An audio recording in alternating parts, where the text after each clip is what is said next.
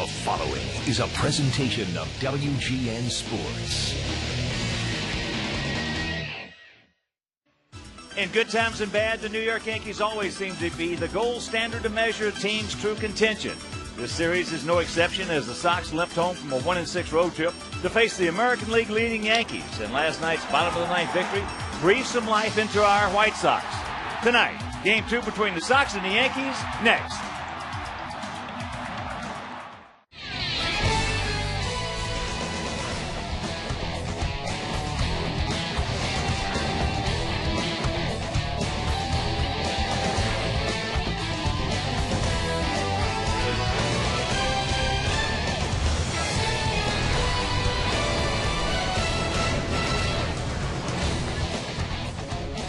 We are coming to you from U.S. Cellular Field, where tonight WGN Sports presents White Sox baseball.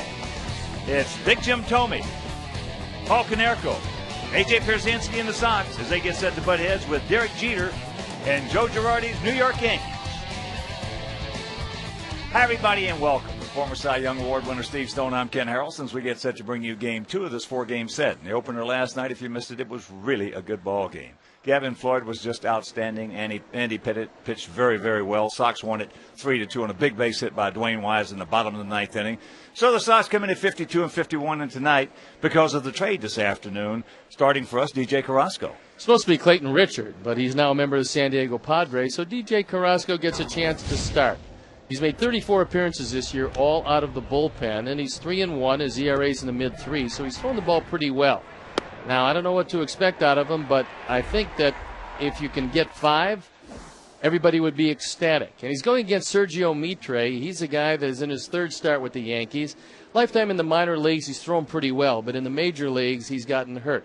He originally came up with the Cubs, and now he's one of those guys that's put into there to throw maybe 5 innings. So you got 2 guys in the same situation, neither of them really in the starting rotation normally. Both of them going head-to-head tonight, and Hawk, it should be an interesting one. Very interesting. So sit back, relax, and strap it down. White Sox baseball coming your way.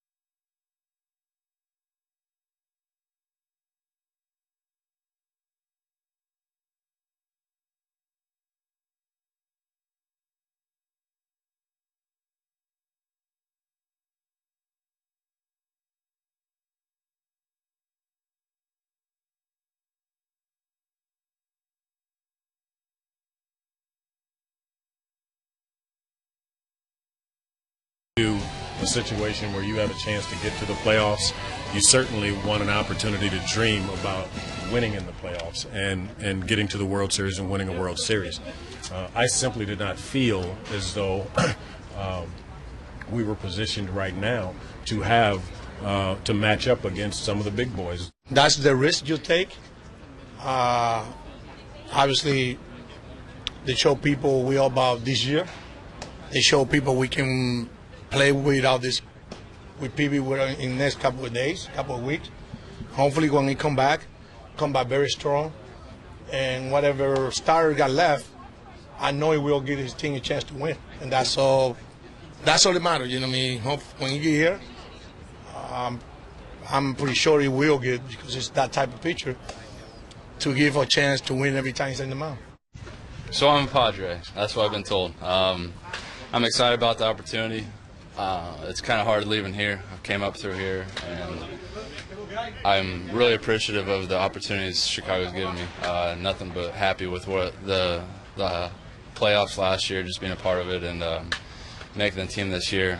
That was all a lot of fun. I'm ready to move on. It'll be fun. Big trade, 5 players involved, all 5 pitchers.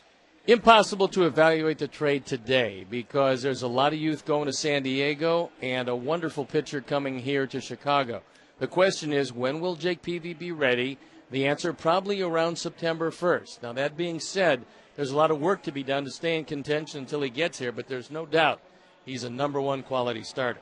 Well, I've learned over the years, as Steve has, to make a judgment right now is not the right thing to do on a trade, because it's very seldom your first instincts are not necessarily the right ones. So I'm going to think about this tonight, think about the trade.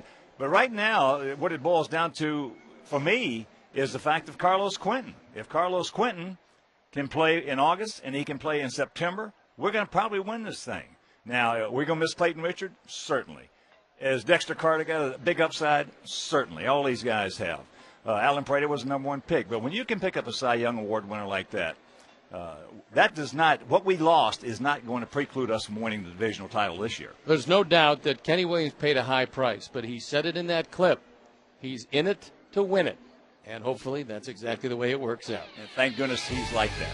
And we'll be back.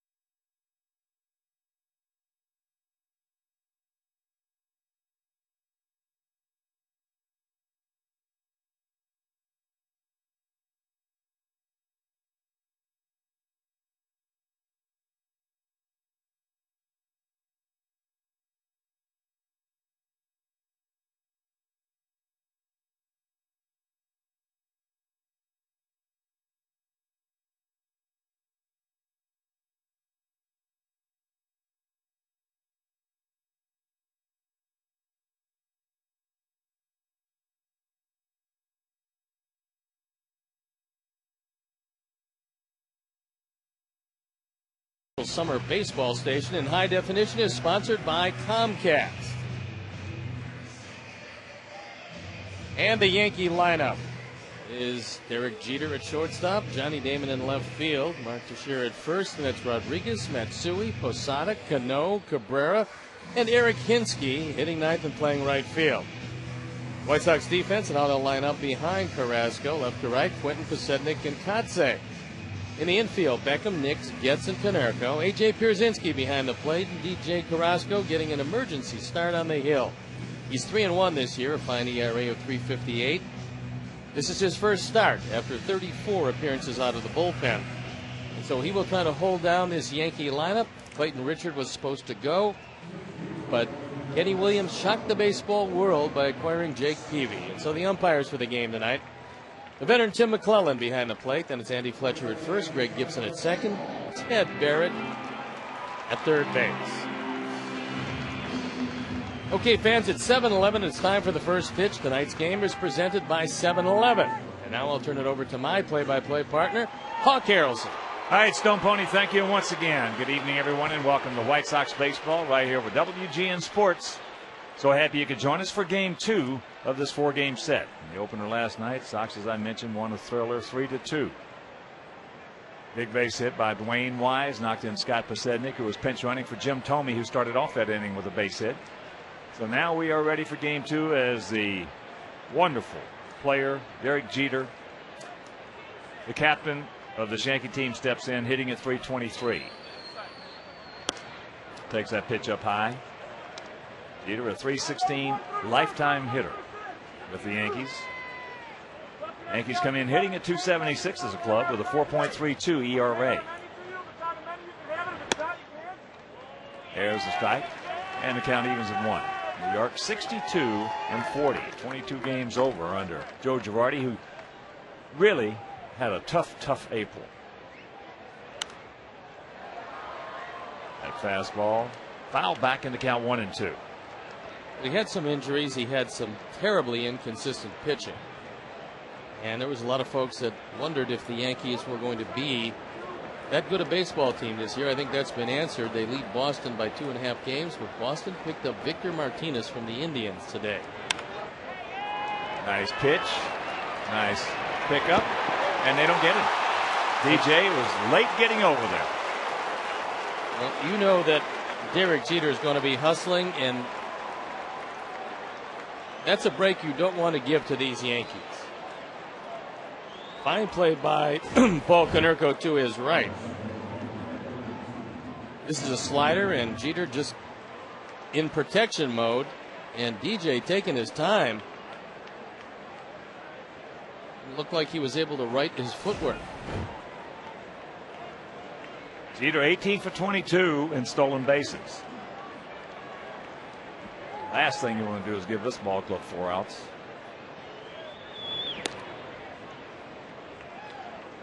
We have done that too many times this year. Our defense at best has been bad.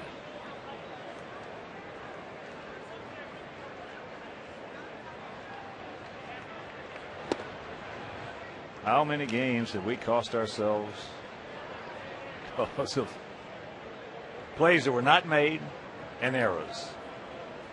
Well, that goes as a base hit, but that should be 0 for 1 for Jeter, and you're facing Damon from the windup.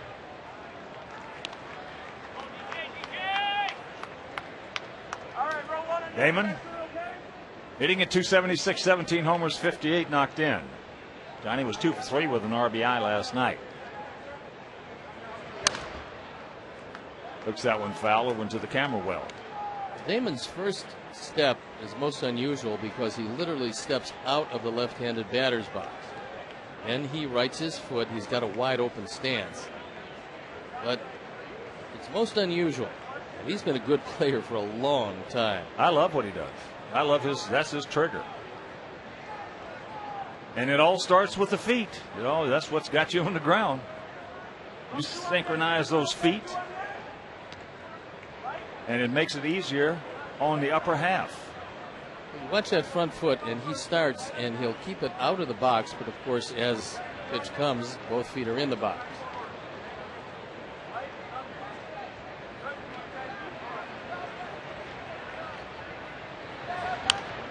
And that's fouled away. And that's one thing that Johnny has really become very accomplished in over the years, is fighting off pitches, fouling them off. He probably, I don't have the numbers, but he probably, throughout the course of the season, for his number of bats, will foul off as many pitches as anybody in the American League. Makes it real tough on the starting pitcher, especially when he's close to the top of the order. And there's a base hit, so the misplay by DJ on the ground ball by Jeter, and he's in trouble.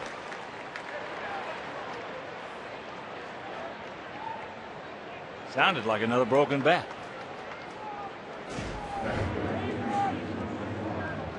This one just kind of hangs there over the inside part. And Jeter couldn't get as much of a jump as he'd like because he was going to run right into that ball if he did, so he settles at second base. So here's Teixeira. Well, Steve, you're an outstanding pitcher. You don't win the Cy Young unless you know what you're doing. 25 games. But over my experience in this game in 50 years, I have seen in situations like this where you got a reliever coming out to make a spot start, as a rule, in general, what they will try to do is they will come out, pedal to the metal. Fastball, hard curve, hard slider. And I have seen the exception to that a few times, very few, as that's fouled back, to the degree that if they do get in trouble, they get a little bit below the hitting speed rather than try to add another mile an hour on their fastball. Well, that is the exception. Yeah. And I think that DJ probably has enough adrenaline flowing now that he doesn't normally when he's in his comfort zone, and that's his first man out of the bullpen.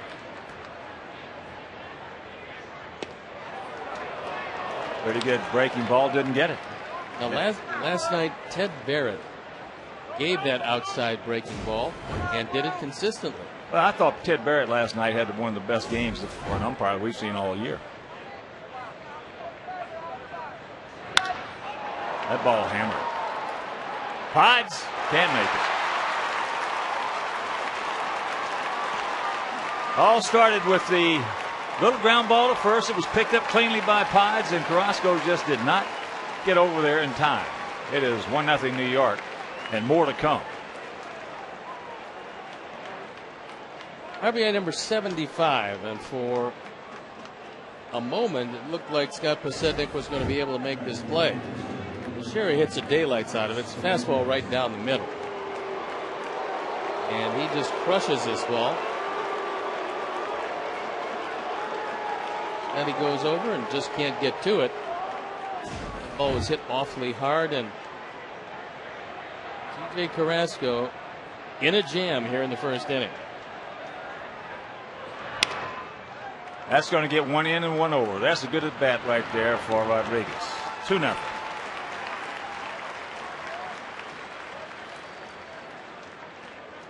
That's an experienced at bat right there. When the infield is back and they're going to concede the run, you don't overswing. That's a breaking ball away. He didn't try to pull it, just hit it right at Getz. Drives in run number 58. Well, there he did not turn the head of the bat over. A lot of guys in that situation on that particular pitch are going to turn the head of the bat over. And hit either a ground ball back to the pitcher or to the shortstop. Go Matsui. Knocks into Sharon. It's 3-0 with the infield in.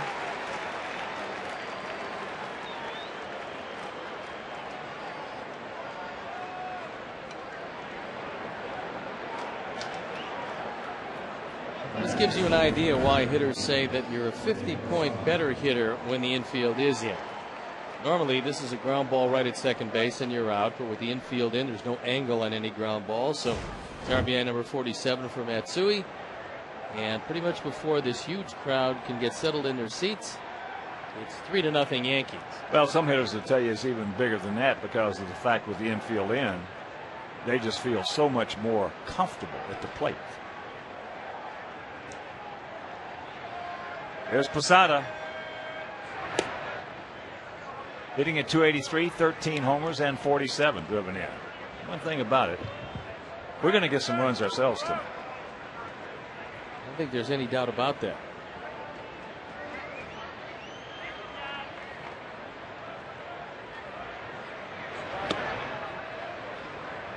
And the count 2-0.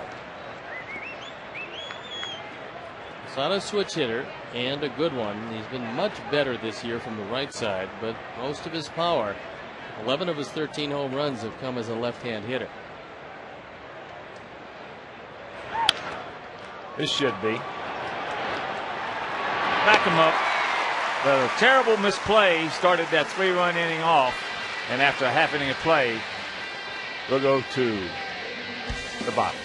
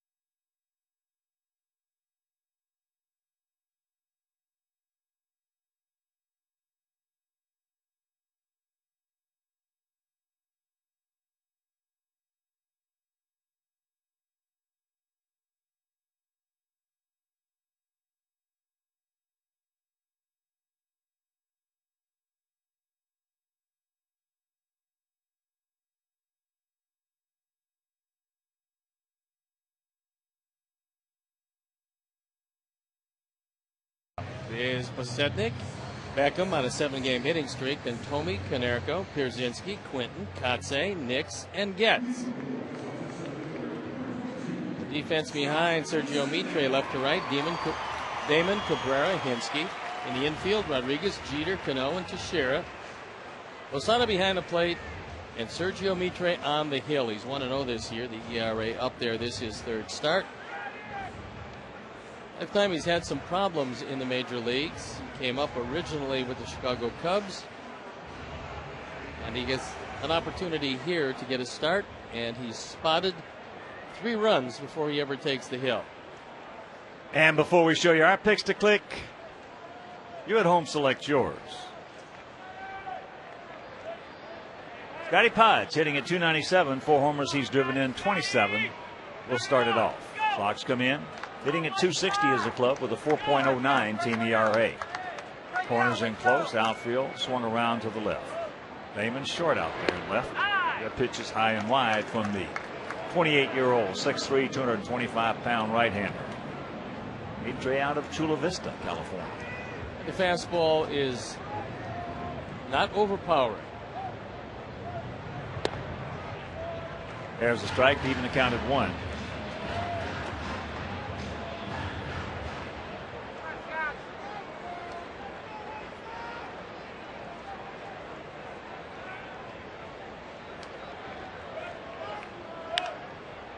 And that's going to be a souvenir left side.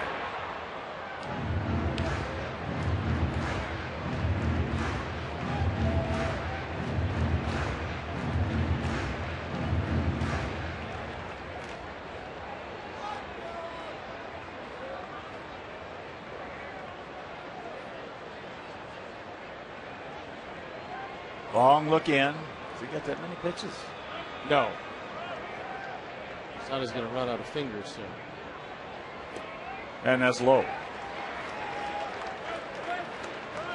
Also lost in the shuffle, Brent Lillybridge was recalled from Charlotte to fill Clayton Richards' spot.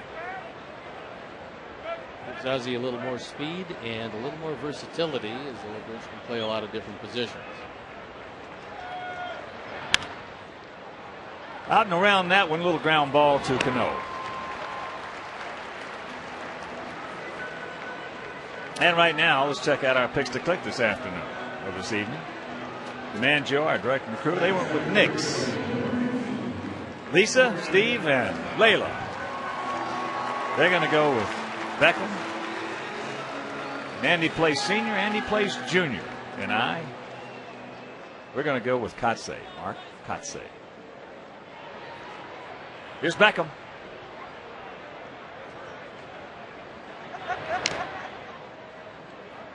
He has always depended on, especially left-hand hitters, trying to pull the ball and ground to the right side. tries to sink his fastball, knowing he's not overpowering.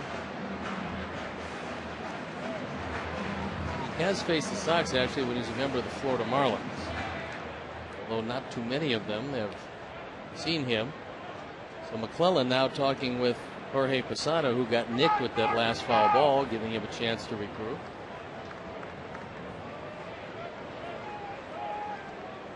And of course, those picks to click we had brought to you by Southwest Airlines. Visit southwest.com today.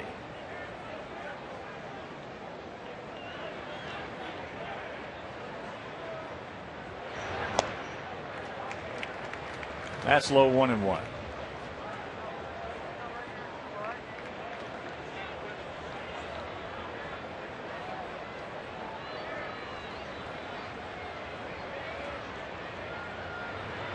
Breaking ball. Cano, a long way to go. He's there and makes the catch easily. Well, that's a tremendous play by Robinson Cano. There's no chance for Hinsky, who's not really a gazelle in right field, to make that play. I don't think he saw the ball very well, but Cano did, and he ran a long way for it, calling it all the way. From the Southwest RoboCam, we'll take a look at a pretty good effort, and you see Cano raise that left arm up so that he doesn't collide with a much bigger man in Eric Hinsky. And here's Tomey. Takes first pitch strike.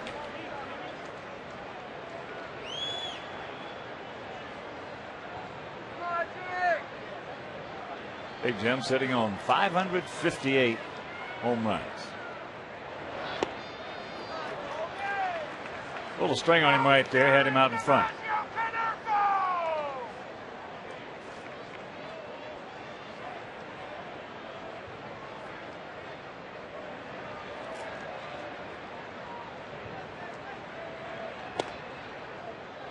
Good eye down low. I'd say at this point, with the visibility, it's going to be a little tough for the outfielders to see everything, so the infielders are going to have to help them out. It's dusk, and the lights have not taken over yet.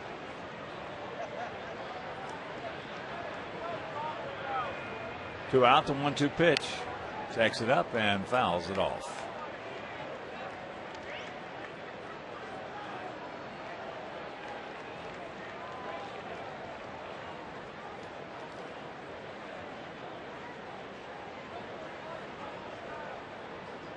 It's a beautiful night here in Chicago.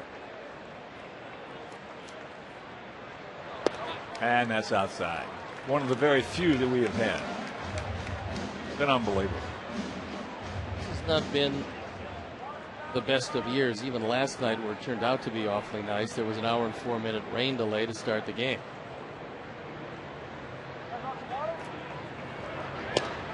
And the forecast was worse than that. So there goes your chance for a good walk-up.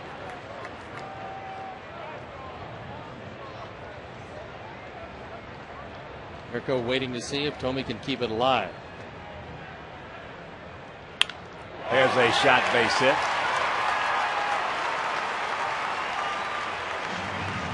You saw on the location of that last pitch where Mitre's going to get hurt. He wanted that ball low and away from Tomey. He wanted him to pull a ground ball to the right side, but he got the ball up. High sinkers get hit awfully hard. Instead of ground balls, you see line drives, or you see the ball go out of the ballpark. It's almost like saying a jumbo shrimp. It's the high sinker? Yeah.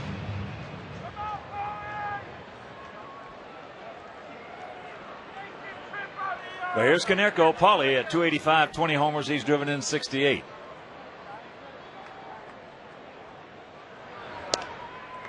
Low and away.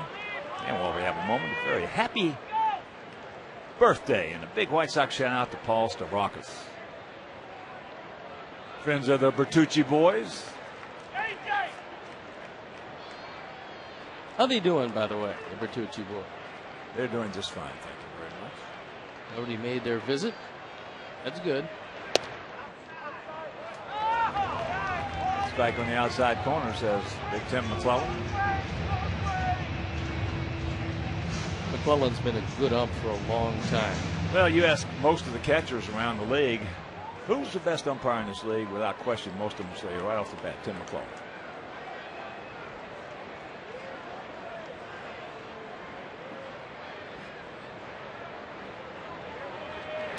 There's a shot base hit. Ohtani will pull up at second. And with 2 out, 2 on, that'll bring up A.J. Vitre tried to get that ball inside, but once again, he got it up a little bit higher than he would like.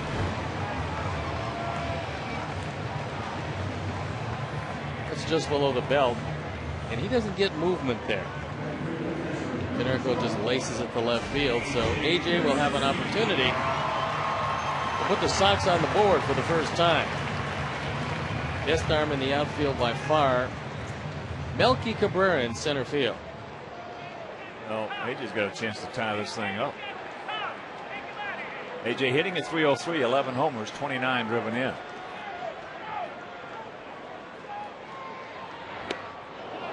Starts him off with a changeup. A.J. is in one of those modes right now. You don't have to throw him many strikes.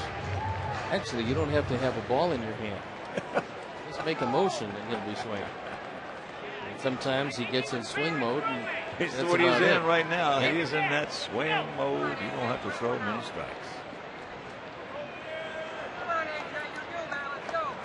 He's going to probably stay away from it.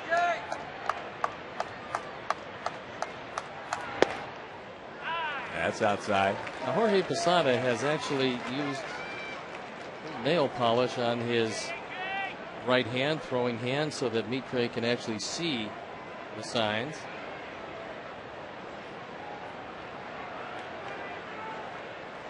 Maybe that's what's taking so long. He looks like a little bit like Mr. Magoo out there. Tough to see sometimes. Yeah, sure it is. That swing, there's a base hit. Yes, it is, just inside the line, so Tony's going to score. Paulie on his way to third on the double by Pierzynski, and it's a 3-1 ball game. Javier number 30 for A.J.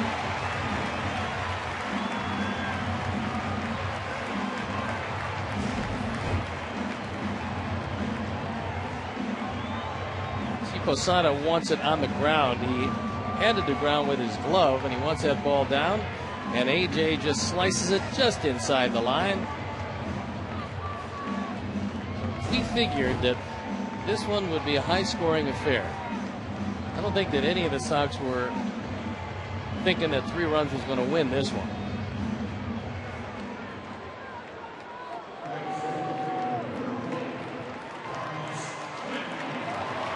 Most of the time, that is the way the thinking goes, especially at home.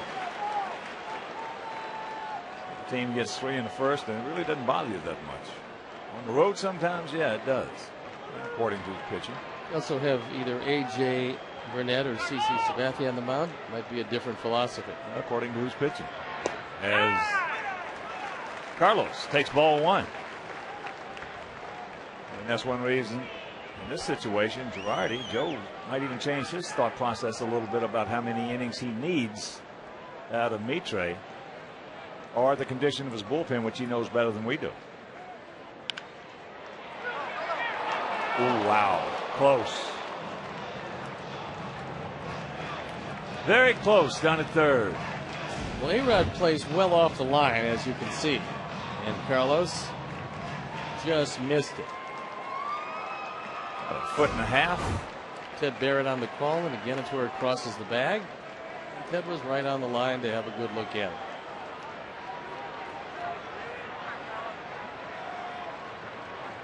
Big pitch right here, the 1-1. Checks it up. He did not go. I talked to Carlos before the game today, and they asked him how he felt overall, and he said he feels real good. And I said, well, you're starting to look like you've got a pretty good idea about your timing. And he said, yep. He said, I do.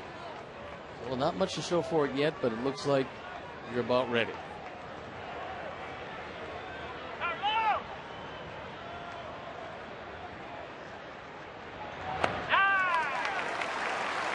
Three and 1. Well, as I mentioned in the pregame show, for me, he's the key.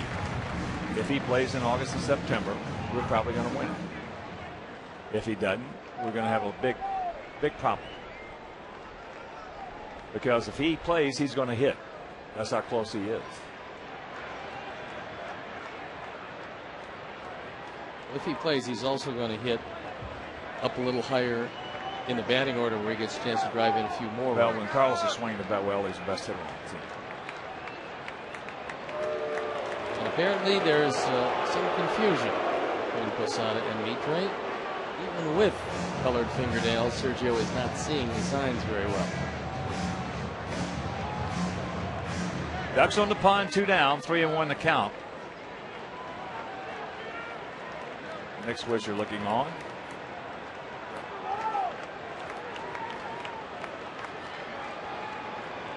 Don't help him out.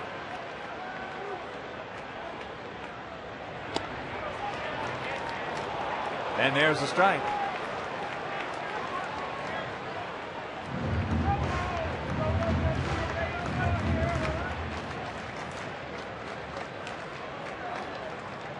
Here's a look at Posada. Normally does not have fingernails that look like that. Ball 4 base hit right here, Carlos. And that's ball 4. They'll load him up for Kotze.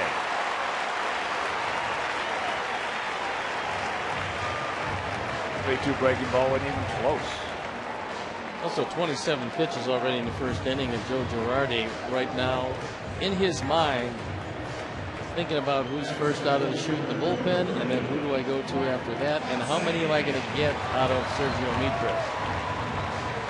I think approximately what Ozzy's thinking about in the Sox dugout.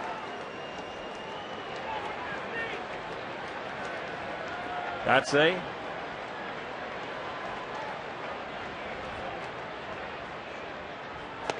big hack. 0 for 4 last night, hitting at .232 with a home with 5 RBIs. This should be a good matchup for Mark because he is a good low ball hitter, and that's where Mitre tries to live. A great deal of speed on the base paths. And that's just a little soft fly ball in the left field. So the Sox score 1, lead the bases loaded, and after 1, it's the Yankees by 2.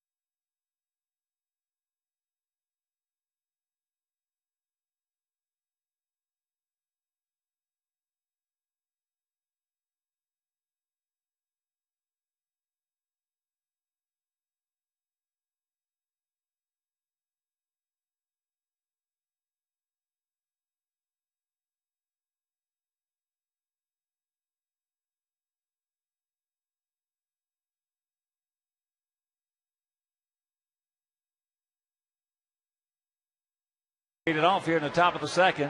Yankees lead it 3-1. No hitting at 305, 16 homers and 56 driven in.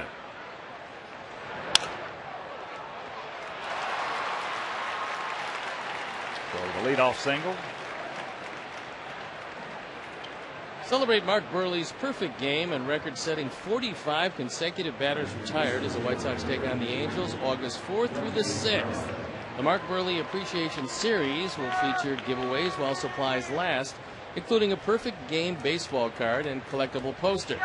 Tuesday will feature an on-field pregame ceremony. Tickets are available as low as $9 in honor of Burley's 9 perfect innings. Call 866-SOX-GAME or visit whitesox.com. First pitch strike to Melky Cabrera, hitting at 290, 9 homers. He's driven in 36.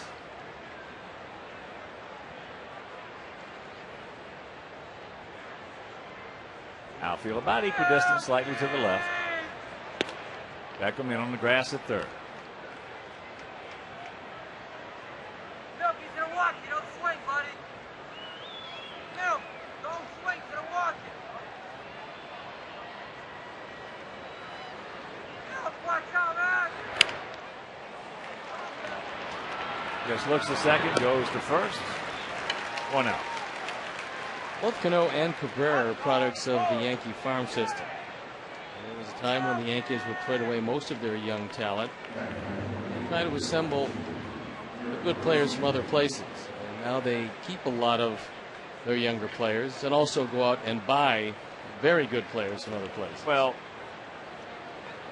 that all stopped when Gene Michael was the GM. Gene stopped all that trading of all the good young talent. And to his credit, it worked out for the Yankees. I'm convinced, George, that you couldn't build without keeping your youngsters, especially when you develop guys like Jeter, Bernie Williams, Mariano Rivera at the time, Ramiro Mendoza. Well, Bernie Williams was one of the keys that put Gene Michael on that track.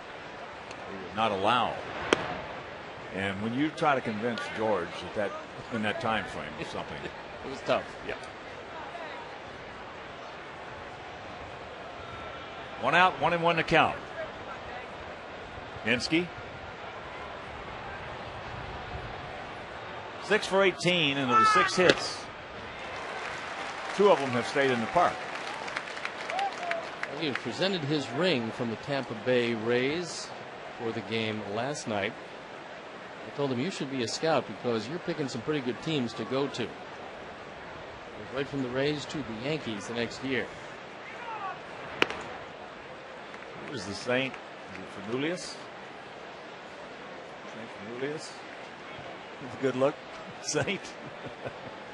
Saint Fernoulias looking out on him. He's got him sitting on his shoulder. Yeah.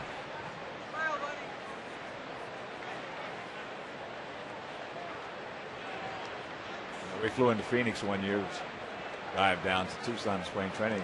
Harris, my wife, left her carry-on rock kit that had her jewelry in it.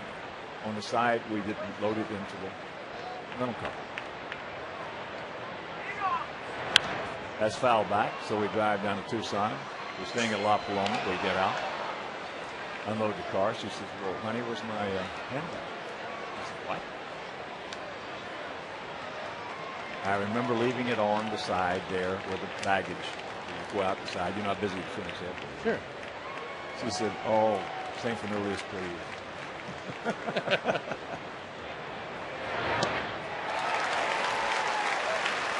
He gone. 2 down. I assume St. Fernoulias Came delivered through. the bag to you? Yeah, we called up there. Some person found it and turned it in. And so we had him bring it back down to, and so she had all her jewelry. Pretty good. Yeah. It's a miracle, but it's pretty good.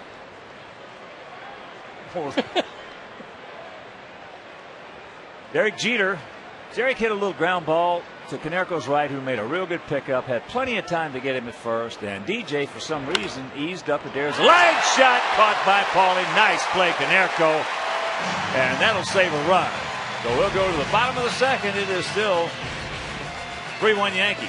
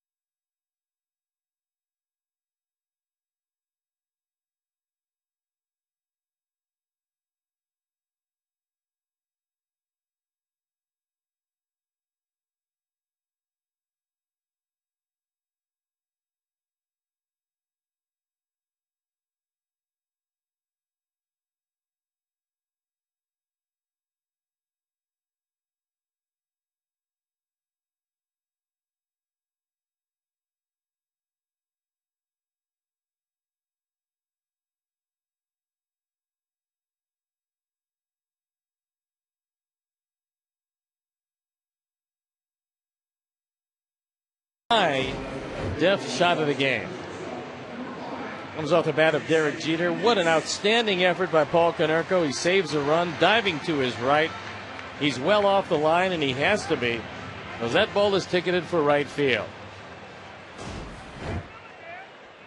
So it'll be Jason Nix, Chris Getz, then back to the top of the order with Scotty Pods to face Sergio Mitre.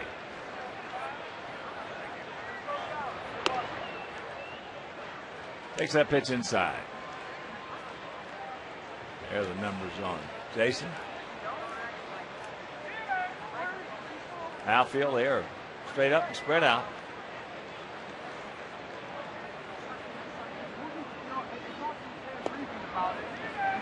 Well, it's difficult to get, but what most players will say is if they can get 5 or 6 days in a row straight, they can get their stroke again. And it's been hard to get Jason a whole lot of at-bats, but he's going to get a few in the absence of Alexei Ramirez. Breaking ball, no. Slider off the plate, and the count 2-1.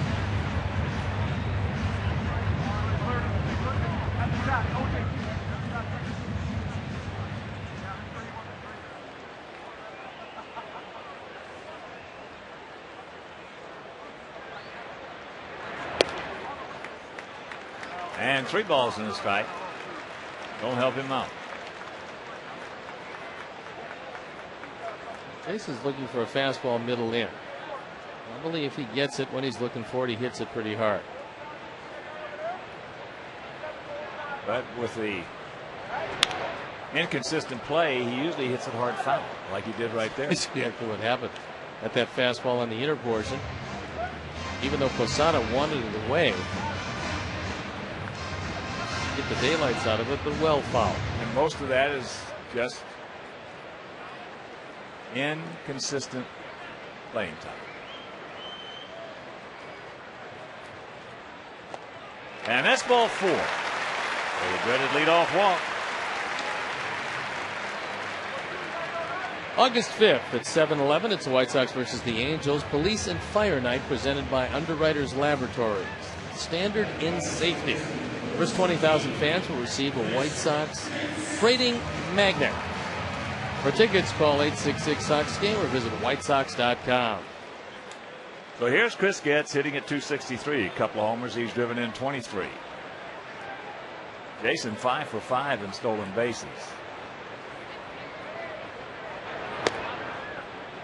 First pitch strike.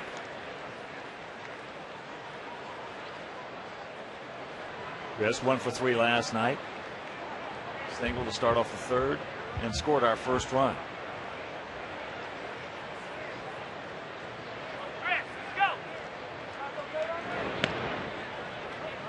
Scored that run on a double by Gordon Beckham. Canoa's playing him pretty much up the middle, as is Jeter, so they're pinching the middle, and there's plenty of room on the right side to drive the ball through if Chris can pull it. Watch out. And Hensky out there, normal depth, which is fairly deep and right. Anything hit out there, Sox are going to test it. Somewhat surprising that Cano would be up the middle, because in talking to Joe Girardi, he said his best range is to his right. And there's the base hit. Jason had to pull up, make sure that ball didn't hit him, so he will stop at second. And 2 on, nobody out. Well, there's the hole you're looking for. That ball sunk, but it was out over the plate. Just as Jeter had to do in his situation, Jason had to hold up. So you would be thinking here that Posednik would be looking to lay one down.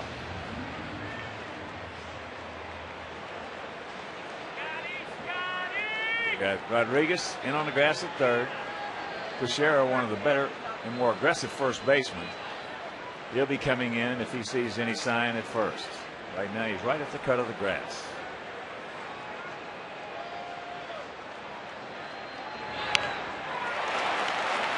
Mitre falls down.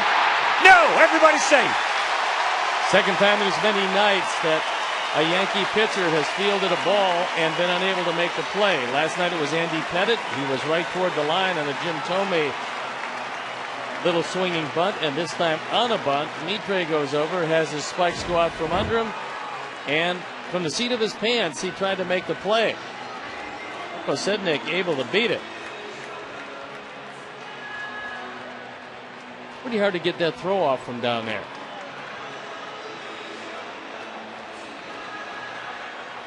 I know it's always been hard to hit sitting when you're behind.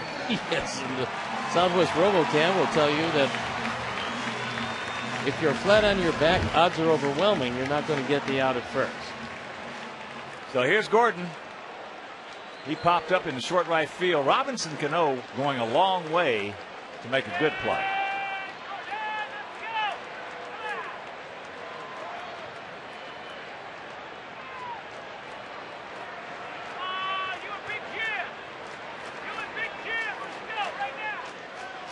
Now, too much time taken for Beckham's.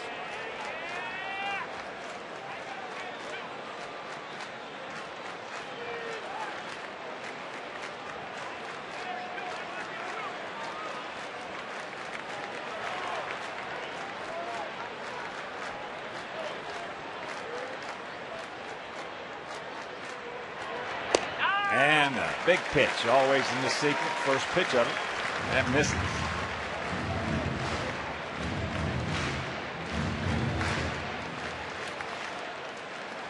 Things we've seen from Gordon Beckham, despite his youth and inexperience, he very rarely swings the pitches out of the zone. Usually when he does, it's a fastball up and away. And they're usually a 2-strike fastball up and away. That's something he'll learn to lay off because he is a very quick study.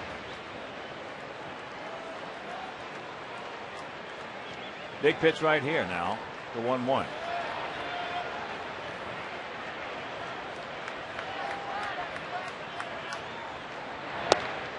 And it goes in Gordon's favor.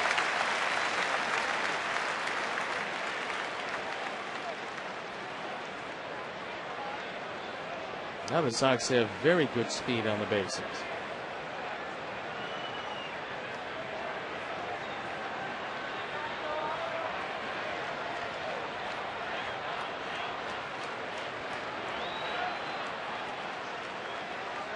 Now Mitre backing it off again.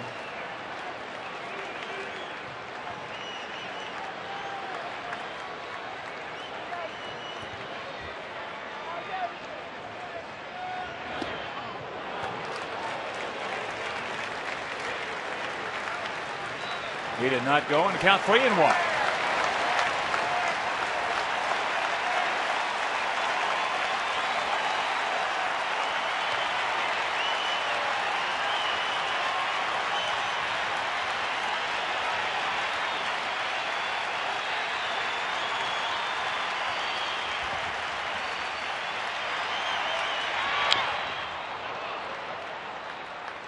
A full count with Tomei on deck.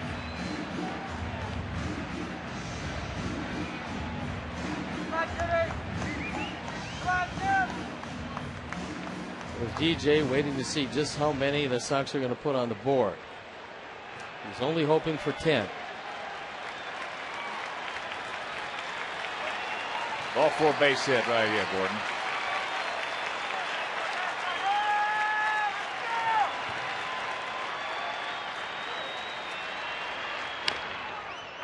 Chops that one foul over the head of Jeff Cox, coach at third. 3-5-0 for the Yankees, 1-5-0 for the Sox. But the sacks are packed and nobody out. And a 3-2 count.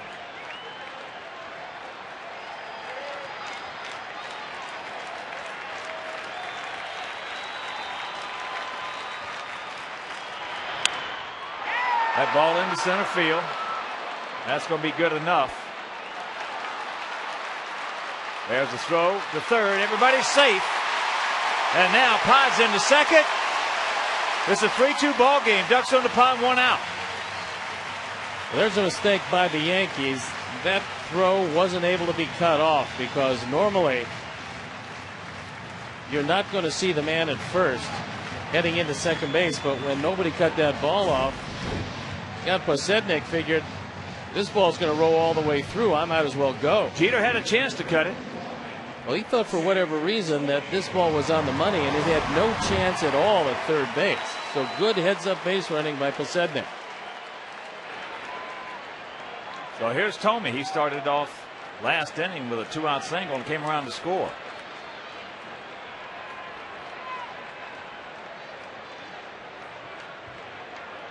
No, back on the grass, way back. And there's a shot base hit. They're going to wave him around. Here's the throw by Hinske. It's cut off. And the Sox lead it 4-3. Yeah.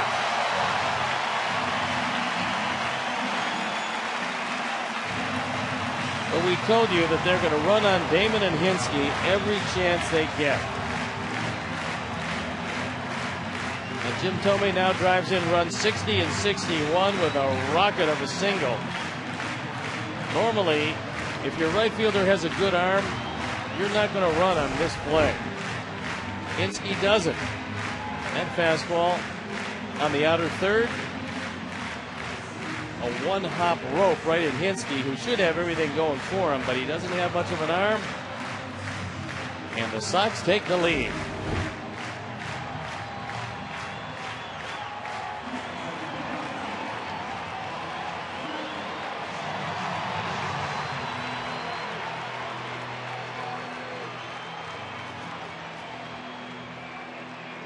So here's Konerko. He rifled a shot into left field last inning.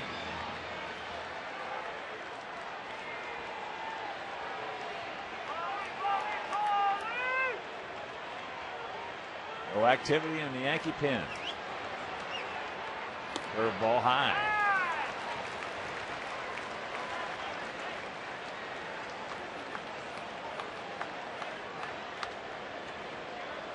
Whole lot of pitches with one out in the second inning.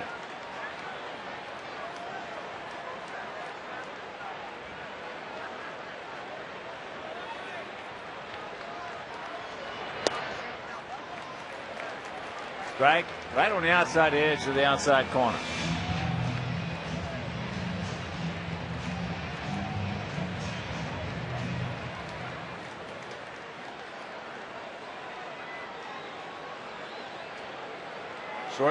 Short lead by Tomey.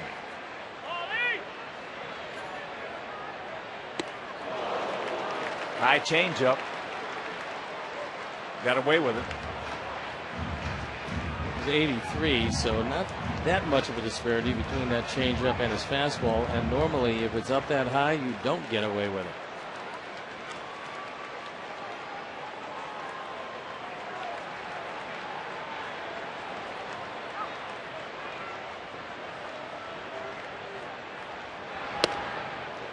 Two and two with Pierzynski, the on-deck hitter. Dave Robertson throwing in the bullpen. Joe Mitre has been treated rather rudely here in the early going. Let's have 6 hits.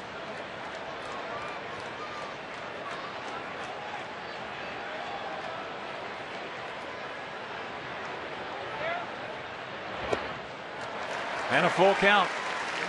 Nice stop by Posada as he shifted to his right. That ball could have easily gotten away. It didn't.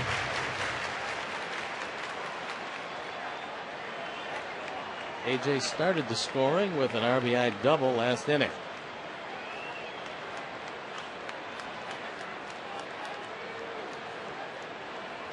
Ball 4 base hit, Paulie.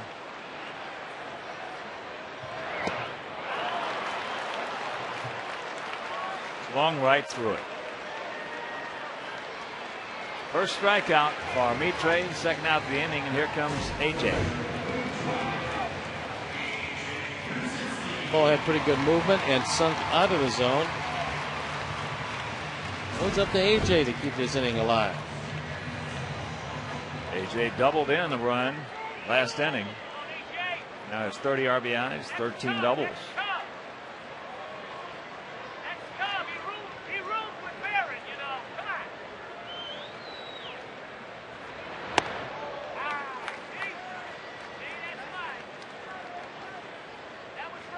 All started with the dreaded leadoff walk to Jason Nix. Single by Getz. Infield single by Pods when Mitre fielded the bunt and fell down.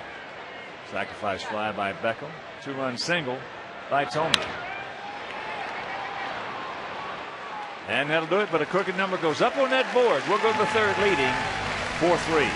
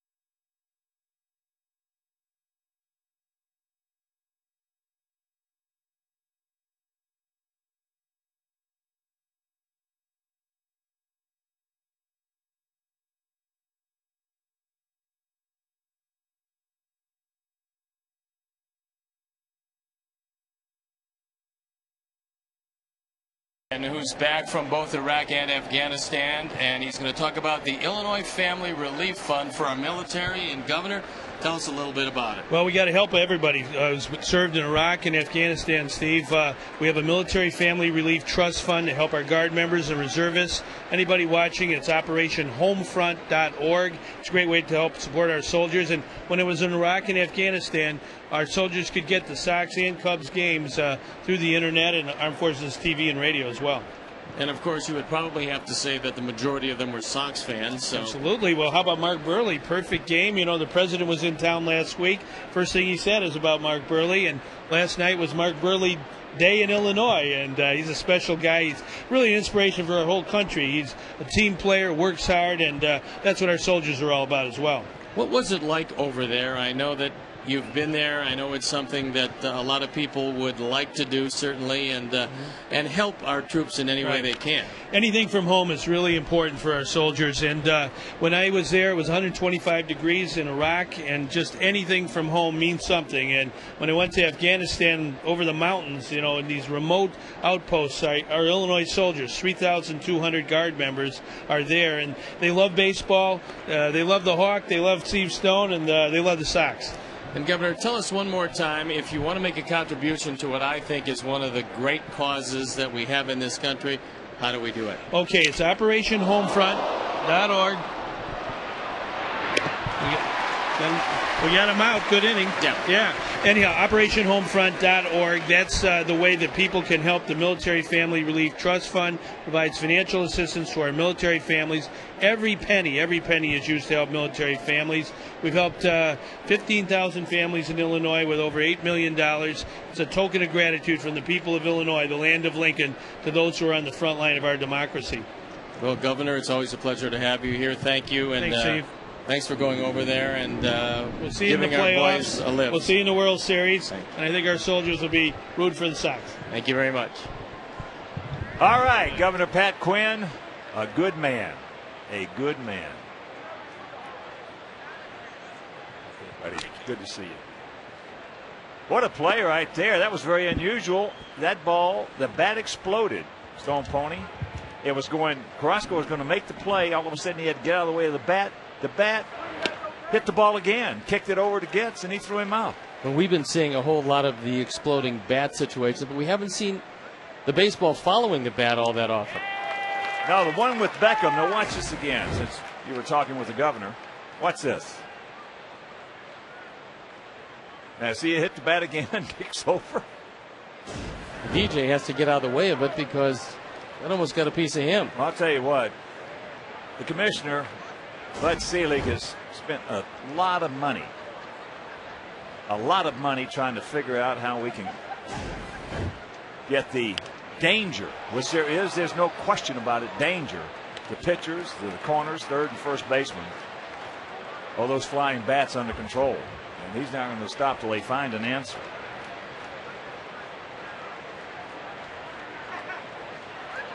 The 2-2. 4-3 Sox on top. 4-6-0 for our guys. 3-5-0 for the Yankees.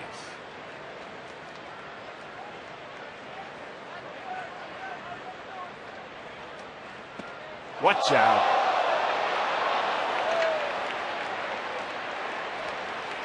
Wow. Well, he got him, and hopefully everybody's okay as that one went pinwheeling into the stands. I thought it hit the lady, but the lady got hit by not the bat, an elbow. And she's got the bat. Good. And she's not giving it up. Good.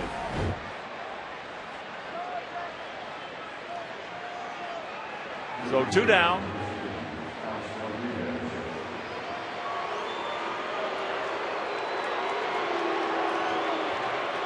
Watch the elbow right in the jaw. See a big scramble for it, and she did get it. Rodriguez singles into right field.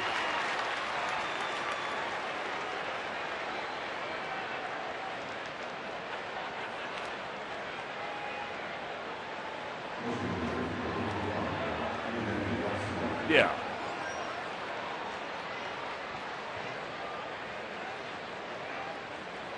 And here's Matsui. He singled in a run back in the first inning. Just tuning in, Yankees 3 in the top of the first. We came back with 1. We came back with 3 in the bottom of the second. And that's the way it stands. No home runs in the ball game.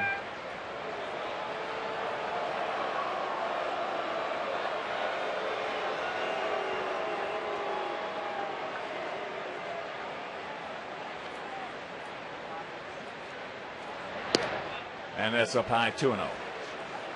There's a guard explaining that Bashir wants his bat back, and they're going to trade him another one. And that's exactly what it is. So he gets his gamer back.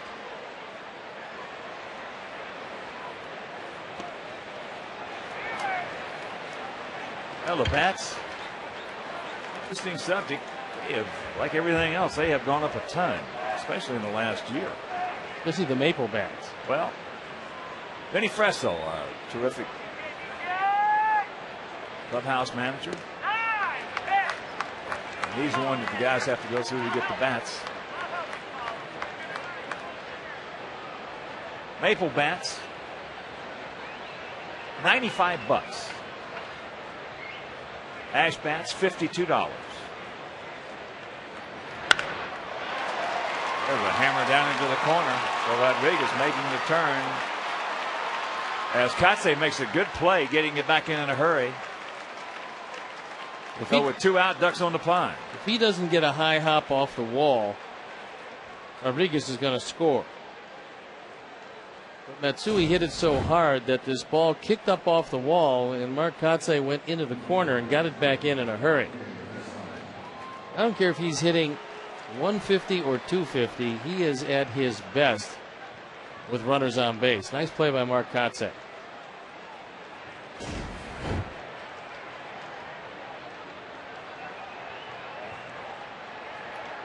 So here's Posada, hit into a 4-6-3 double play to end the first inning.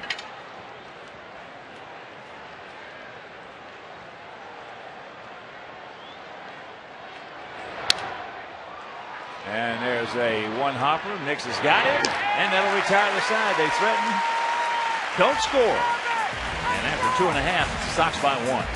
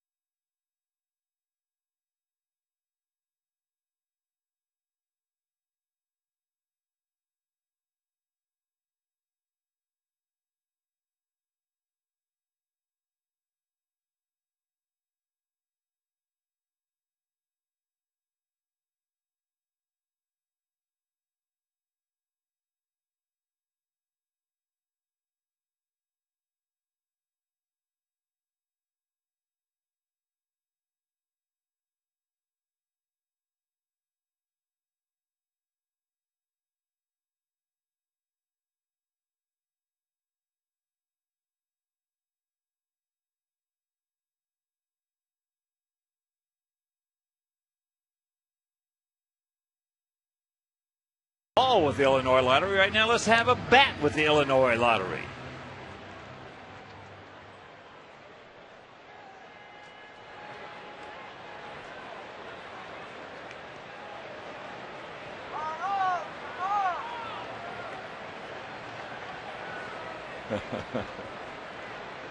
All right. Carlos Quentin will lead it off here in the bottom of the third inning. Fouls it away. Fastball from Mitre runs right in on the hands of a lot of the right-hand hitters. It's off the plate, but it looks real good. It just keeps moving toward him.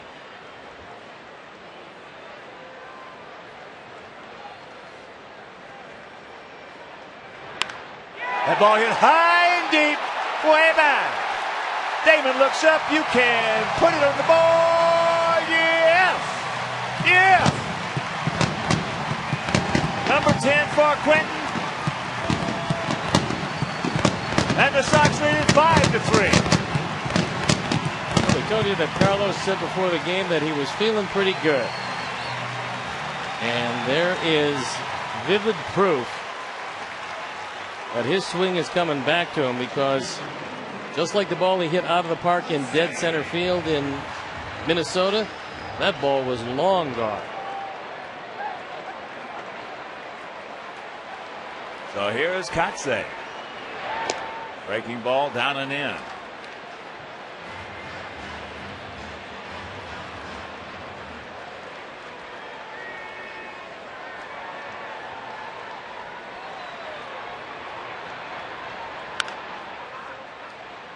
Shera backs up underneath, perfect feed.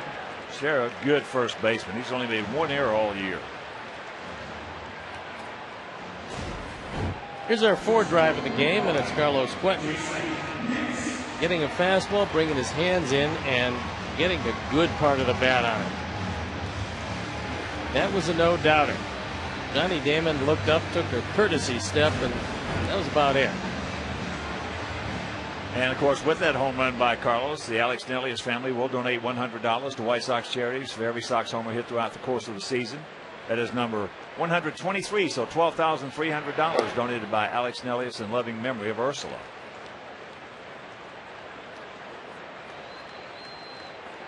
And for Mitre,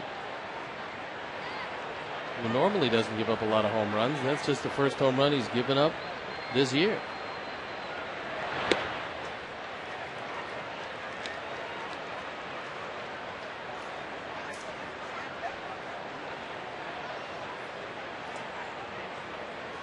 Nick started off that 3-run second with a base on balls.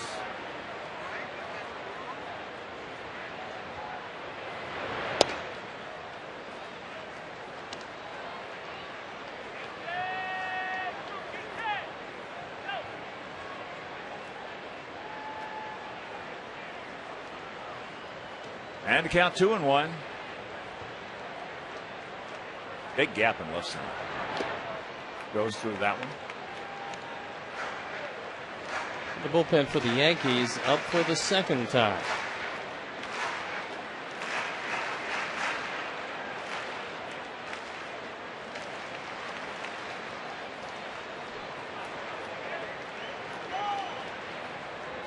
It's even at 7 apiece. Sox lead at 5-3. And a 2-2. It's full. Jets on deck. Tomorrow afternoon, Johnny Danks against A.J. Burnett. The second time Robertson is up and throwing. All 866 Sox game, and check out the availability of tickets for tomorrow's game. And on Sunday, of course, a good one. Mark Burley against CC Sabathia. Great matchup in that one. And there's Mark Burley.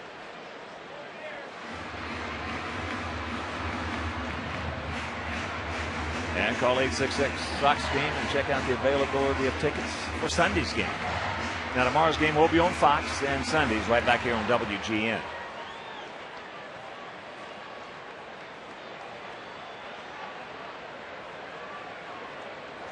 All 4 base hit.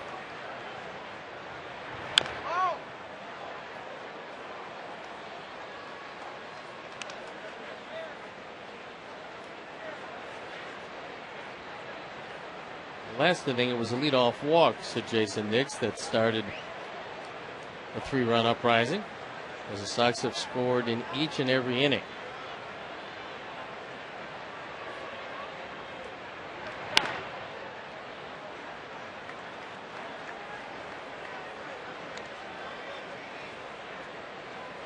Yeah, you got to figure if Jason were getting bats on a consistent basis, a lot of those balls he's hitting very hard foul, he would keep them fair.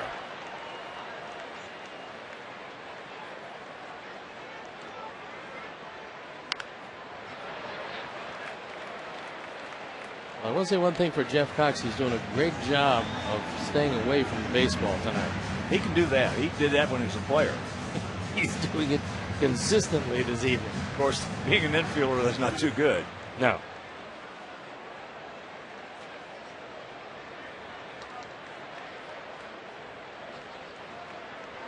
Tenth pitch of the sequence. That was a chop. Jeter gets him. 2 down. Nice play by Derek Jeter, who had to come and get that ball quickly and get rid of it almost in the same motion, because Nix gets down the line pretty well. And he got him by a step. I love to watch that guy play. Have since he first came into the league. Some guys you can just tell there's something special. And you could tell that about Derek when he first came in, joined the Yankees. And you can also check the ascent of the Yankees to his arrival on the scene. And we've got one, I think, playing third base for us right now, in Gordon Beckham. Gives you that same kind of feeling. Chris Getz out in front of it. Changeup. Chris had a solid single to right last inning and scored.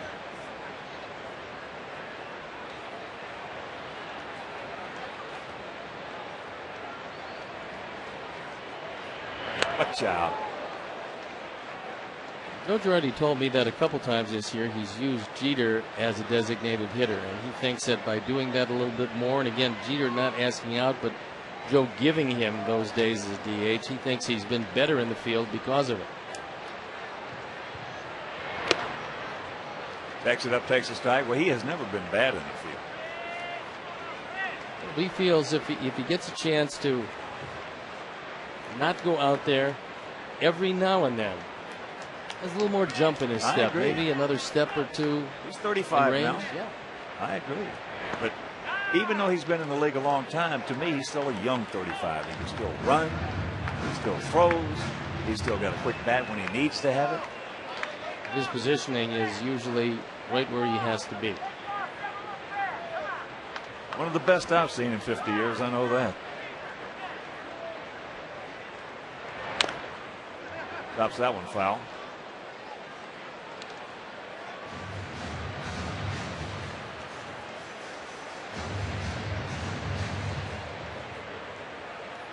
When you look at those numbers and you realize how close he is to 3,000 hits, makes you appreciate how good he's been for a long period of time. Well, he came up in 95, just for a short period of time. He played in 15 games. Then in 96, his first 4 years, rookie year, he had 314. Of course, in 95 was when there's a ground ball. Teixeira will take care of that, but the homer, the long home run by Carlos Quentin, will go to the fourth, leading by 2.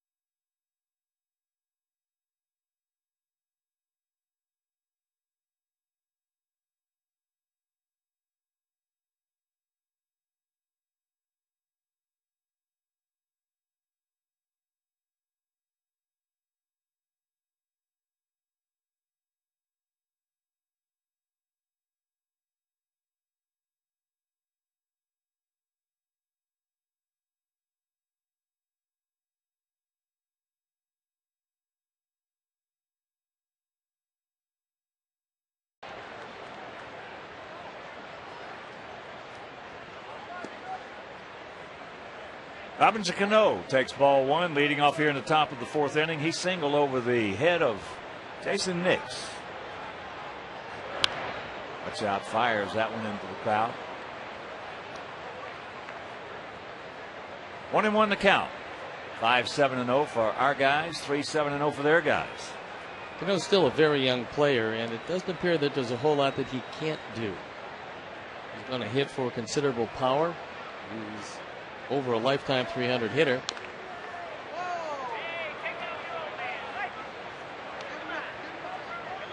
Yankees picked up Jerry Hairston Jr. today in a trade.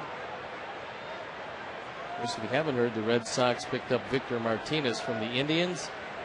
That's really going to help the Red Sox.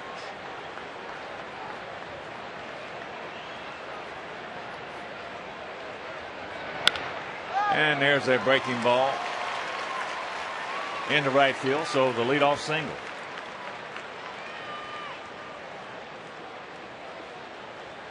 He is quite a talent, Robinson Cano. And here's Cabrera, grounded out, 4-3.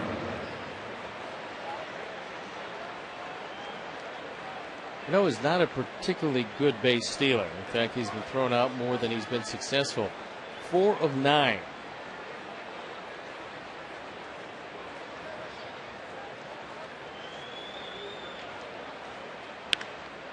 That ball into the gap. Carlos, yes. Nothing looked wrong with that left foot right there. Well, Chris Getz had to take a look back at second base because Robinson Cano actually went around the bag.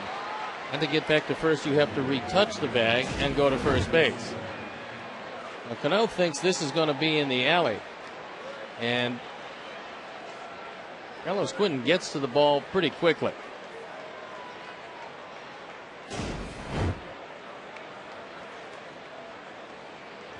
So here's Eric Hensky, struck out on a curveball.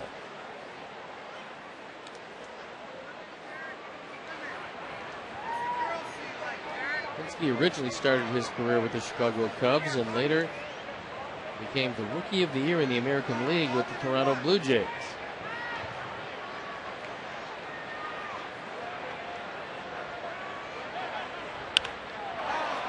High and deep to right field.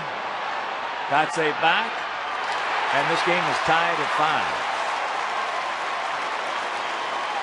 5. He has 7 hits. In a Yankee uniform, 5 of them are home runs.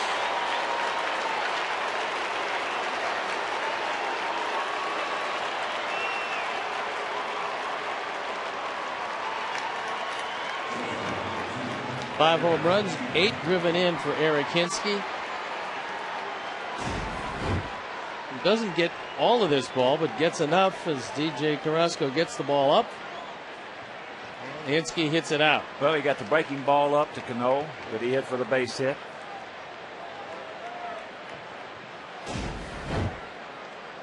And here's Jeter. Hit one softly, got a single. Hit one on a line drive and made it an out. Terrific play by Konerko.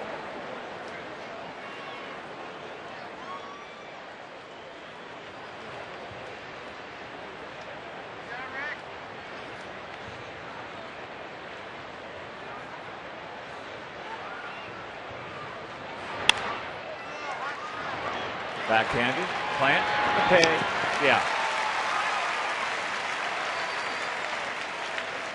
And this fourth inning is brought to you by Taco Bell's Fourth Meal, the meal between dinner and breakfast, open until 1 a.m. or later. Of course, that is Lisa Stone, partner's beautiful wife. One of her favorite establishments to grab a quick bite. They gave her an award last night because she set the all-time record for one person. It was in the neighborhood of $60 or $62 she spent. That's because she likes the sauces.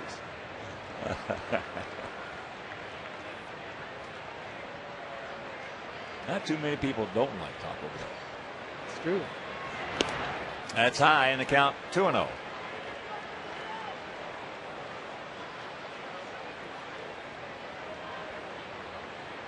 Damon 1 for 2. That single and a run scored. And there's the strike.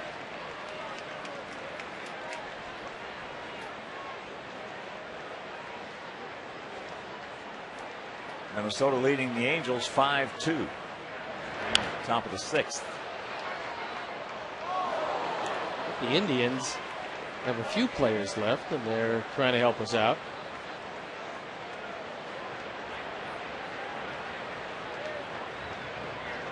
Last I looked, they were leading 3-2 over the Tigers. Well, there were a lot of people who picked the Indians to win the Central this year. It would be a lot easier if they'd kept some of their players. And there's ball 4.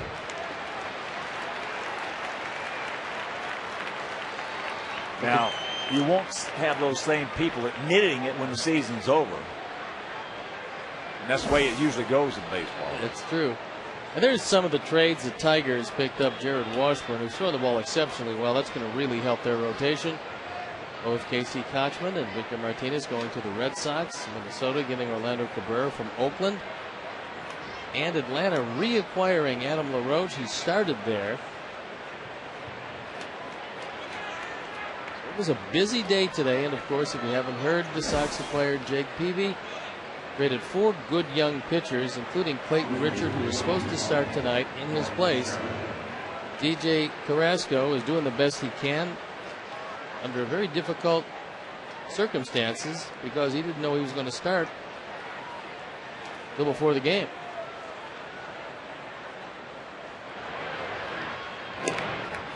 Damon 8 for 8 in stolen bases. Yankees have 69 thefts. We have 64.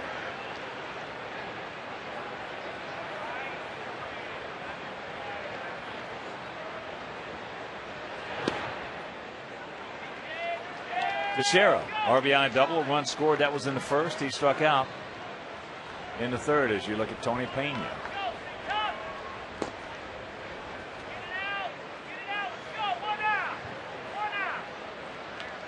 Well, you knew this was going to be a bullpen game on both sides of the equation.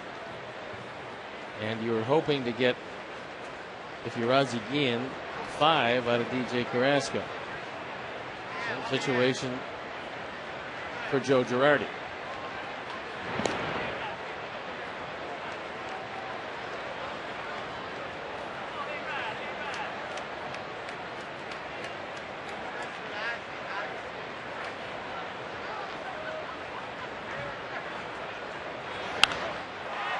High pop up. Hodges makes the catch. That'll retire the side, but the 2-run homer by Eric Hansky will go to the bottom of the 4th, tied at 5.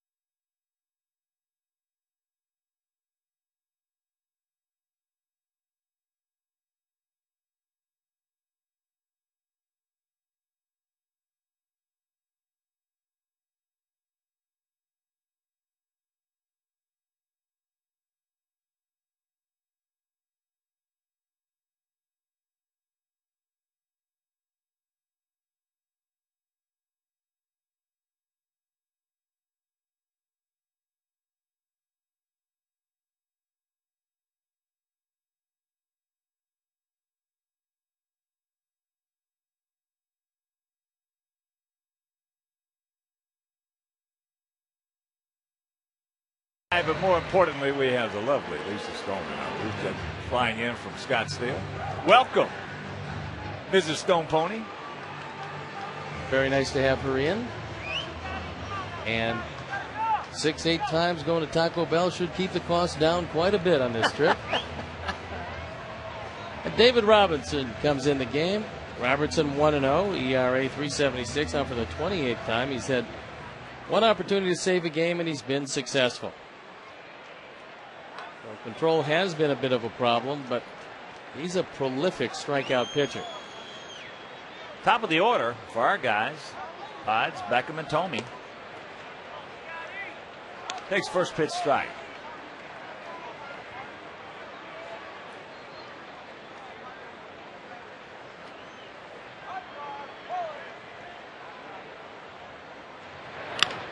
Chopper. Jeter. 1 out. August 5th at 7-Eleven, it's the White Sox versus the Angels. The first 25,000 fans will receive a Mark Burley commemorative poster presented by University of Phoenix, Chicago campus. For tickets, call 866-SOX-GAME or visit whitesox.com.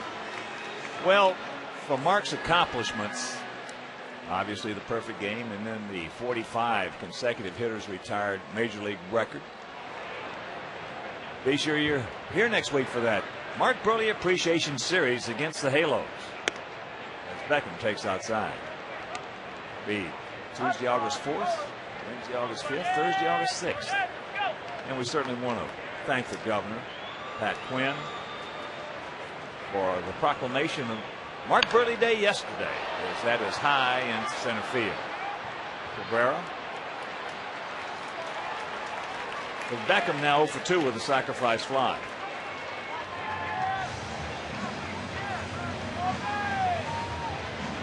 There's going to be commemorative giveaways on each night and specially priced tickets.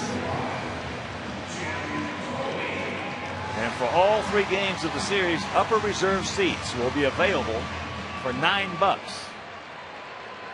in honor of Burley's 9 perfect innings. Now, normally they are priced at $23, but they will be available for $9, and lower reserved and bleacher seats will be available for $27, originally priced at $38 and $37 respectively, for the 27 consecutive Tampa Bay batters retired during that memorable game. About $45 for the 45 guys who retired. I don't think the fans will. But again, it's location, location, location. Right? That's exactly right. But I like the $9 philosophy. Well, John Waldron, our producer, just came up with one. How about $2 for the 2 no-hitters? 1-2 the count to Tomey, who is 2 for 2 with 2 RBIs and a run scored. Robertson, drafted and brought up to the big leagues by these Yankees. 17th round draft pick in 2006. Every time you get a 17th rounder that makes the major leagues, you're doing a pretty good job of it.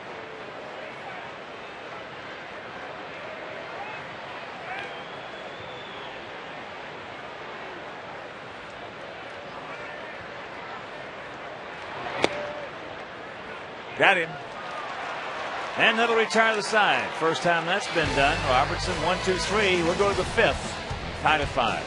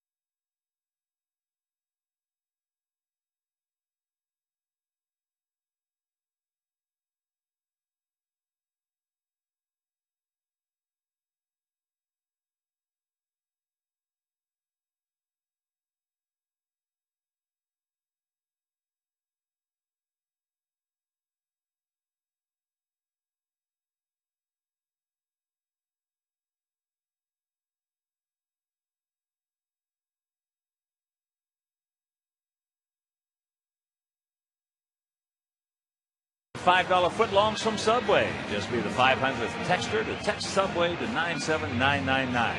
So go to WGNTV.com for complete info and rules. Tony Pena comes into the game. He doesn't have a record with the Sox. He's on for the 8th time. The ERA a little bit higher than he would like, but the last couple times out, he's thrown the ball very well, and he's going to have to against the middle of this Yankee order. Rodriguez takes ball 1. He is 1 for 2, a single back in the 3rd.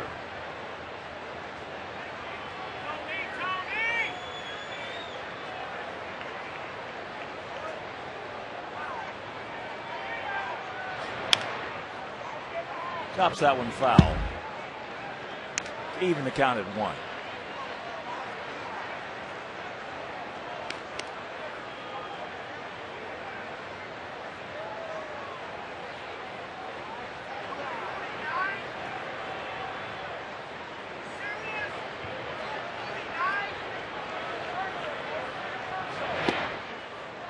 And there's a strike. Outfield straight up for Rodriguez. That was a good hard slider by Tony Pena. He had A-Rod back on his heels. He's going to try another one here.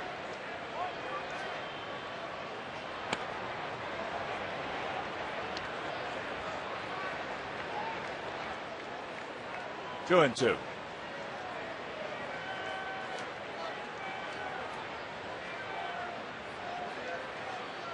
Cameron Killebrew leads Rodriguez by 1 home run. That's into left field for a base hit. So the leadoff man aboard once again.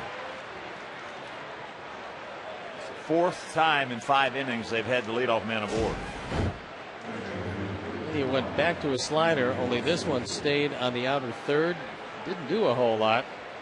Rodriguez with very good plate coverage just hooks it into left field.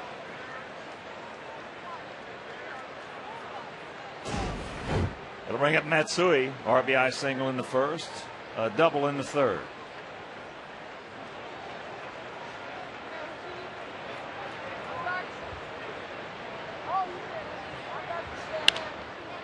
And that's a can of corn to Carlos.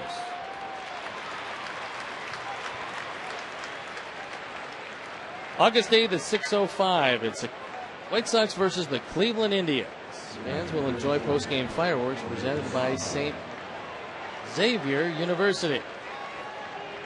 For tickets, call 866-SOX-GAME or visit whitesox.com. And phonetically, it says St. Xavier. I guess that's it. St. Xavier. Yes. St. Nudius. Right in the same neighborhood. So here's Posada, 0 for 2. 37-year-old veteran. He has been quite a player.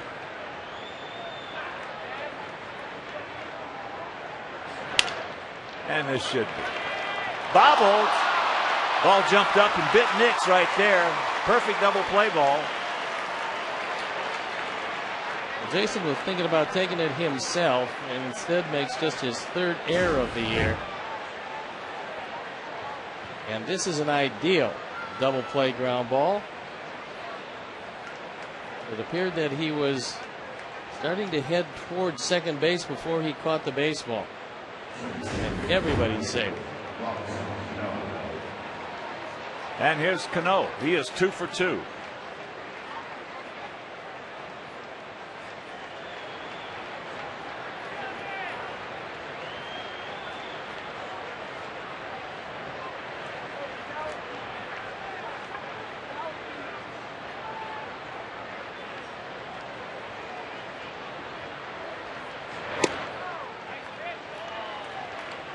Takes ball 1.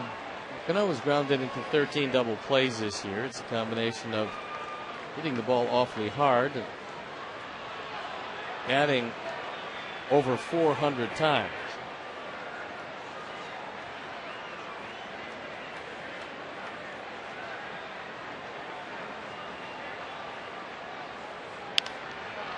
And that's into left field, right at Carlos.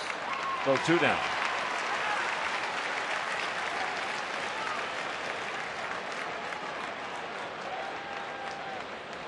Center fielder Melky Cabrera. He is grounded to second. And then he laced one into left center field. Quentin had a long way to go, but he got there and made a good running catch.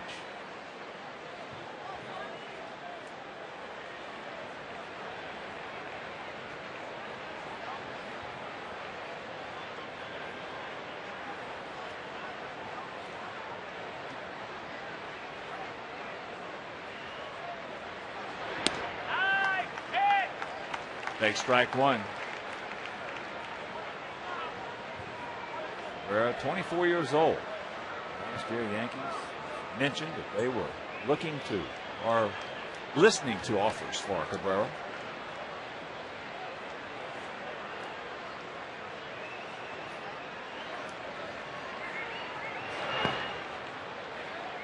Well, this year, the time has been split between Gardner and Cabrera. Gardner out with a chipped fracture of his thumb. Cabrera getting all the play. A youngster by the name of Austin Jackson is the heir apparent to that everyday job in center field. And he was one guy the Yankees refused to trade.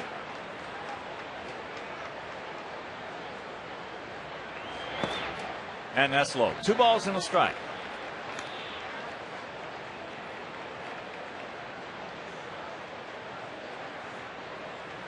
Yankees 3 in the first, 2 in the fourth. Sox 1 in the first, 3 in the second, 1 in the third. 5-10-0 for New York, 5-7-1 for our Sox. Hard hit, Jet sucks it up, and he'll peg him out. Halfway home, tied at 5.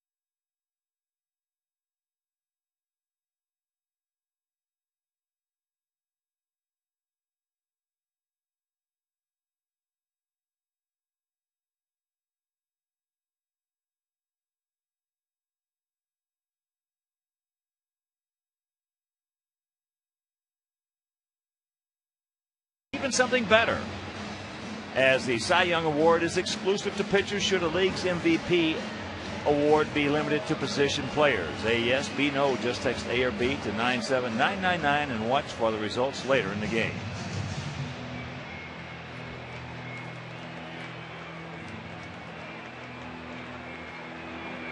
Balcanerco in his 5-5 tie will lead it off here in the bottom of the fifth. Paulie 1 for 2.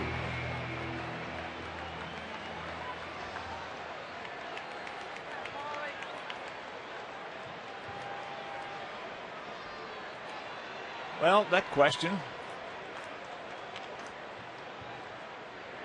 There have been a few pitchers who won the Cy Young and the MVP in the same season. There has never been a hitter who won the Cy Young and the MVP in the same season.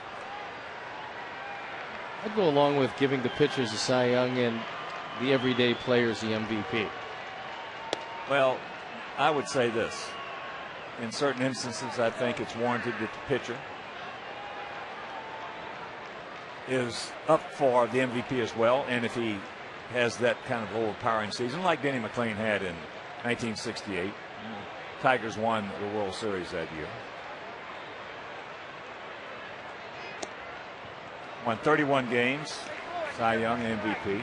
Funny thing about it, if you ask the hitters in the league, they'll tell you that he was not the best pitcher in the league that year. They'll tell you that Louis Tiant was.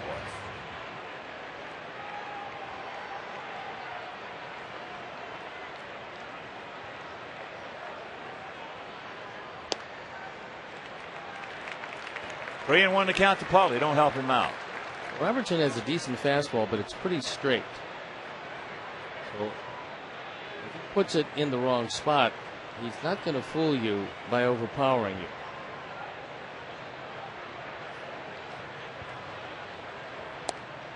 And there's the leadoff walk.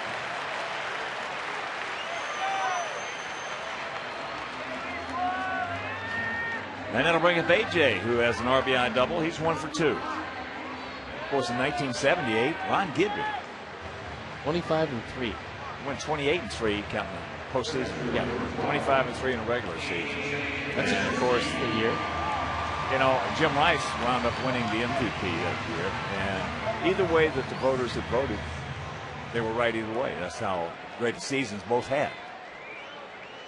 Of course, in '78, the Yankees beat the Red Sox in a one-game playoff, October 3rd. First pitch strike to AJ. The Bucky Dent home run. Didn't want to give it to Bucky, huh?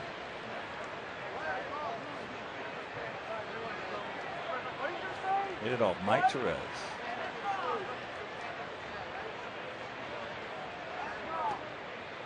That ball hit the back of the wall. Going down. Bucky wasn't noted for his power. For his landmarkers? But he did come over from the White Sox. Yeah. Bucky was a good player.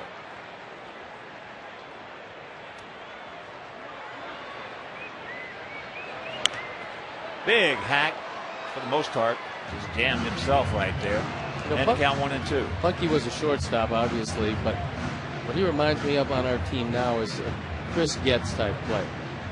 A guy who didn't have one thing that jumped out at you, made all the routine plays, got a big hit for you occasionally.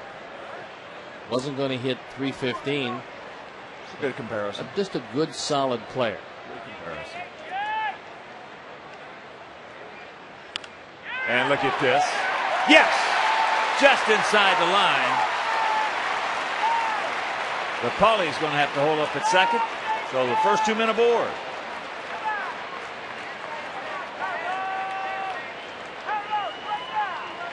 Second time tonight that AJ has gone down the line.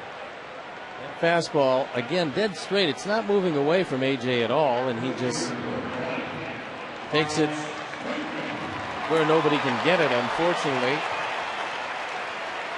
Vikaram has to go right to Damon. Just use a little short stroke with a lot of top hand.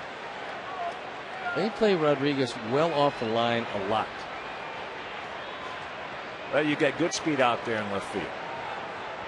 The better the speed in left, the more the third baseman can play off the line. As Carlos fouls that one back. That was going to be a pickoff play at first base, and it's a good situation that Carlos did foul it back, because Posada, on a planned play, was getting ready to throw it to Teixeira, who had gone right in back of Kerzinski. He was standing on the first base bag when that ball was fouled back.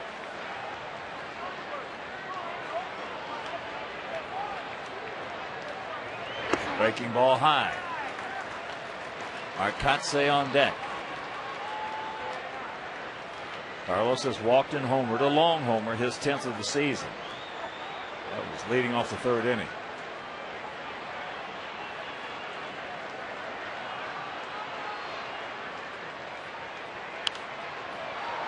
Had a good pitch to hit, and just underneath it.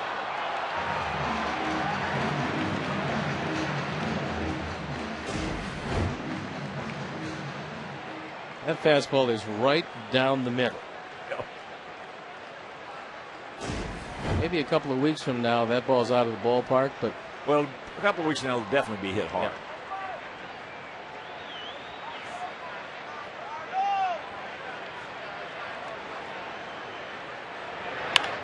That ball hit hard in the gap. Nobody's going to get that one. Pauly. Now A.J. is being held. Wow. Well, I think what was on the mind of Jeff Cox was that there's nobody out in the inning. That's what it was. That one right there is. He had a chance to score on it, but the no outs got him. And that's a rolling breaking ball right in the middle of the plate. Second run batted in tonight. And Carlos Quentin now with 23. And he's starting to heat it up at a perfect time. And A.J. getting the stop sign. I would say if that's late in the game and that's going to be the go-ahead run, you send them. But in this situation with nobody out, they got to play the infield back. They're going to concede the run on a ground ball. And Kotsay's got a job to do. Hit it to the right side, get one in, one over. That ball's lined right to Cano. Dadgummit. Similar situation in Minneapolis when he lined the ball right at Kadire. Only that ended the game.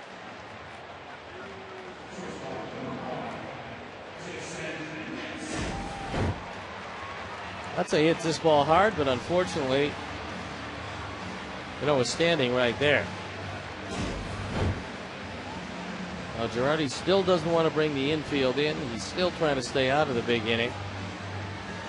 Still trails by only one run, and this is a big run to pick up. And it should be a pretty good matchup for Jason.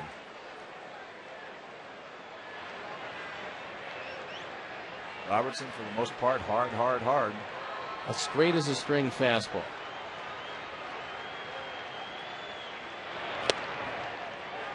Breaking ball strike.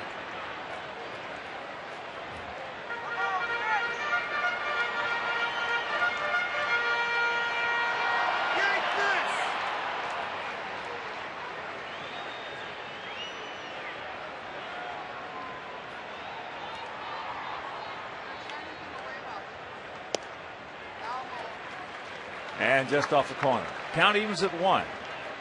Chris gets on deck.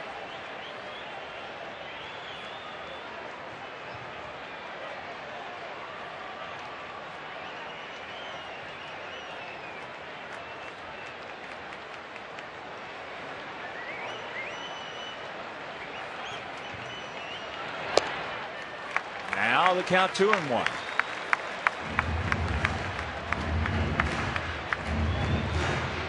6-9-1 for our Sox, 5-10-0 for their Yankees.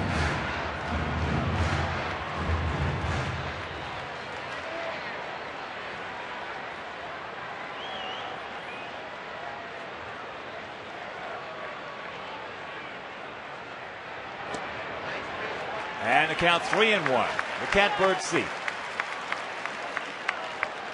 You throw that 2-1 breaking ball, that's the one you desperately want to get over the plate, because you do have a bit of the element of surprise. It also shows you that you have first base open, and now you've got Teixeira in very close at the corner. There it was. Fouled it back.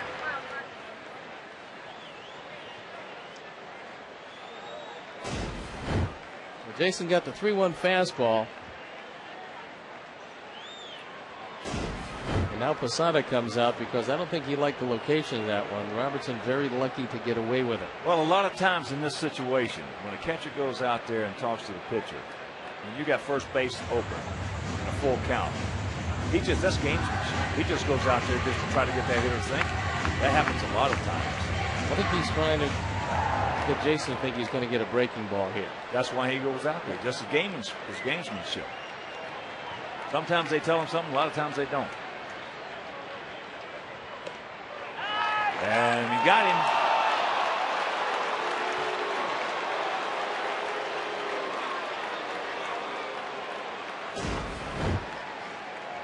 Posada wants it low and away. Instead, he gets it up and in. And normally, you don't get the benefit of that call when you miss your spot by 2 feet. That looked like a pitcher was inside. We couldn't.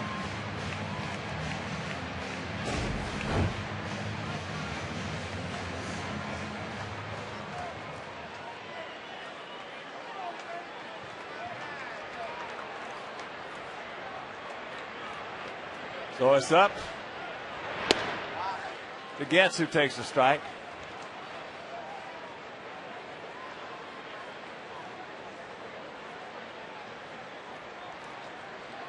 That ball looked like it was inside the way Posada caught it.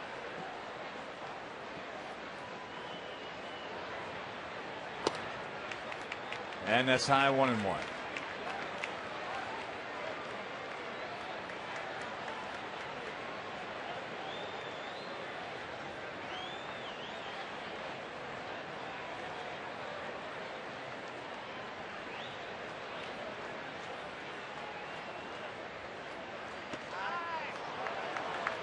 Way high, 2 balls and a strike. Scott Posednik is on deck. Sox had the leadoff walk to Konerko, the single by A.J., the double by Quinton. And we've only got 1 run. Now with 2 down.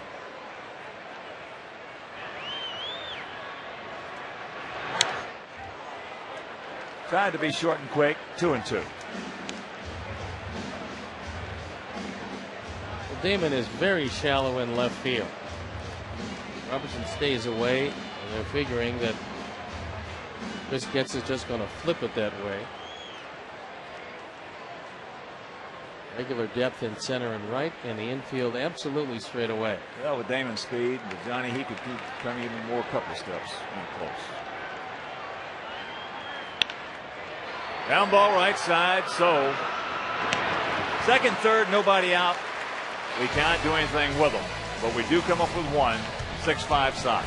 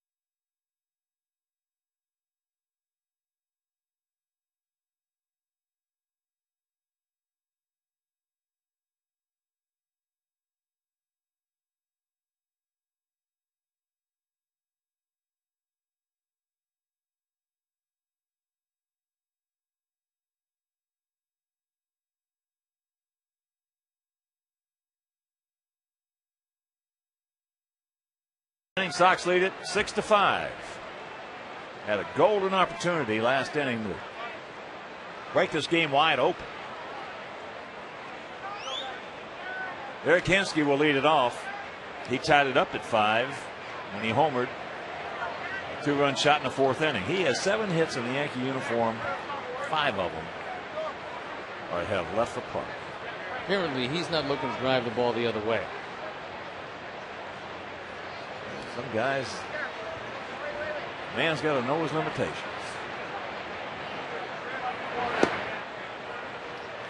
Takes ball 1. Joe Girardi, after the game last night, said that he's got to look for spots to give Eric Hinske more at bats because of his ability to do just exactly what he did tonight.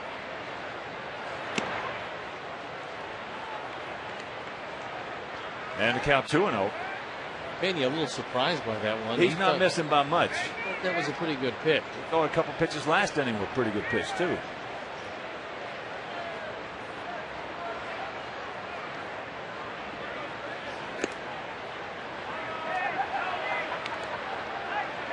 Come back and get him. 3-0.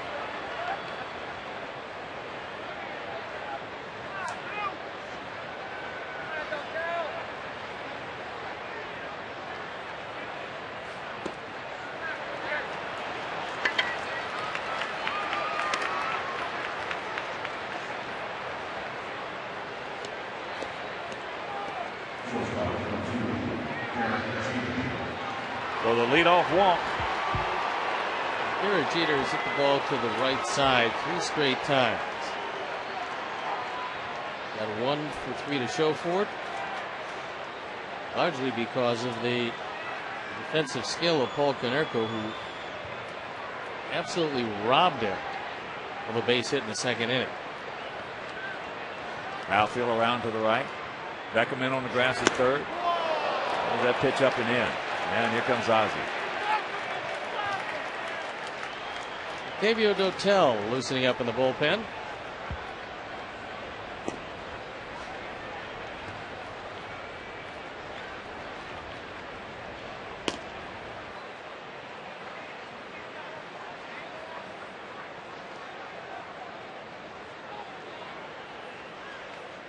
All right, let's take another look at that sequence of pitches to Hensky. First pitch. Close. High. These are not even close there. There might have been 1 strike in the bunch, but that was about it. Second pitch looked like it was.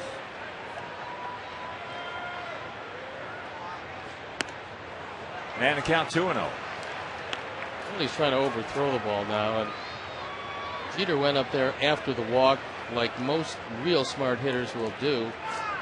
I don't think he was looking to bunt. What I think is he was looking to take a strike, and he finds himself 2-0.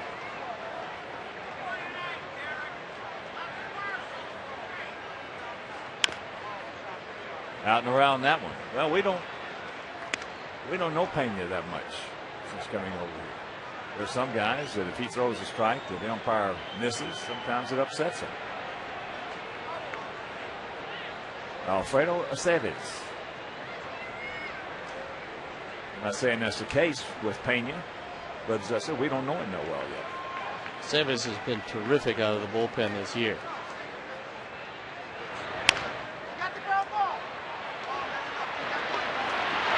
They're going to turn it on Jeter, but they get Hensky.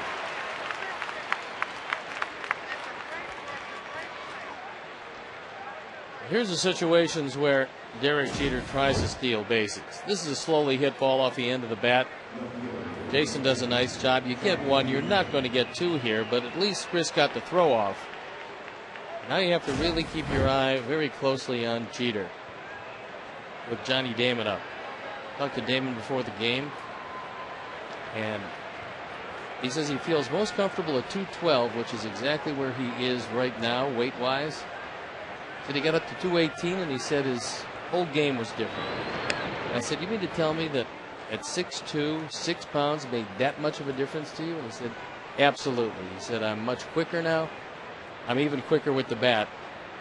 And he says, that's what I feel comfortable playing, and that's where I keep my weight.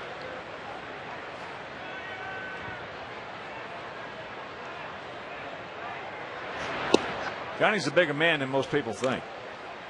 Well, if you stand down there next to him, you realize that he's a real big man. And when he came in the league, he said he weighed 190. He was known as a guy that didn't have a whole lot of power, just slapped at the ball and used his speed and outran a lot of plays in the infield. Not so anymore. Well, that's what he was. He was a slap hitter. Jeter does not go. And that pitch is popped up. But there are a lot of players, as there's out number 2, a lot of players that have that same mentality as Damon. I know when I was playing with the Red Sox, the last 2 years that I played well before I broke my leg and ankle, I was at 188, and I would not allow myself to go over 189 or under 187. Yastrzemski was 178 when he won the Triple Crown. He was saying he would not go up to 179 or 177. We weighed every day. Every day. Well, being 5'4", I never tried to get over 215. Well, you were a little portly, you know.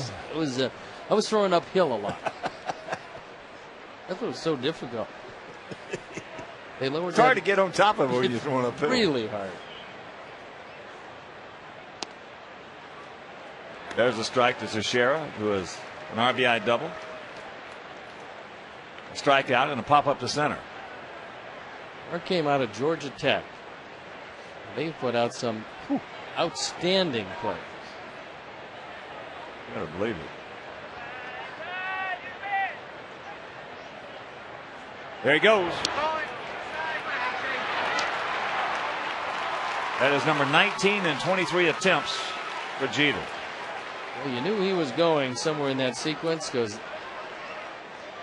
he never steals needless bases. He steals them when the Yankees need him to steal them. It's a good jump, and this is a pretty good throw because this ball is low and in. The throw is there, but too good a jump against Pena.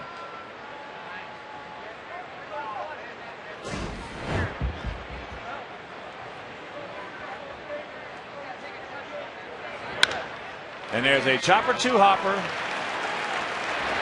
And that'll retire the side. Nothing across. After 5.5, it is still 6-5 good guys.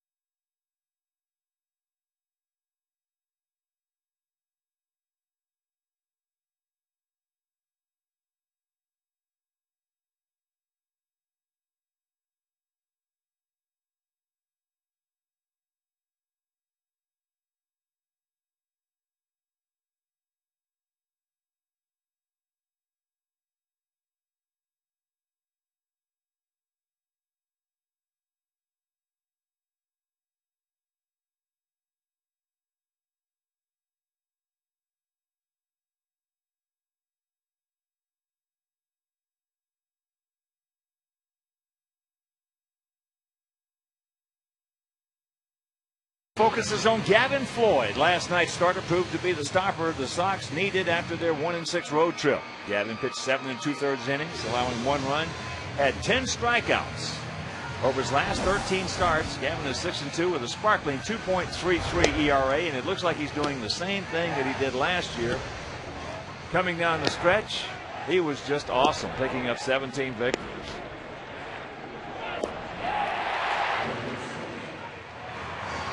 Well, unfortunately, he did not get the win last night, but the Sox did, and they did largely due to the heroics of Gavin Floyd. So Alfredo Aceves comes into the game, and what a year he's had. 6-1, an ERA of 2.89 on for the 27th time. He actually started one of those games, and he has a save. Just 9 walks and 38 strikeouts in 46 2/3 innings. Top of the order, Posednik, Beckham, and Tomey. First ball hunting into left field, left center.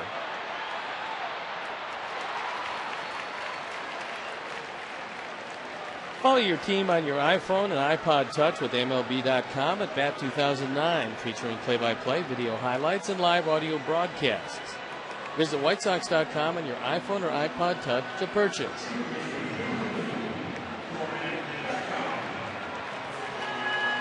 Here's Beckham Gordon, 0 for 2 with a sacrifice fly. Picked up his 31st RBI in the second inning.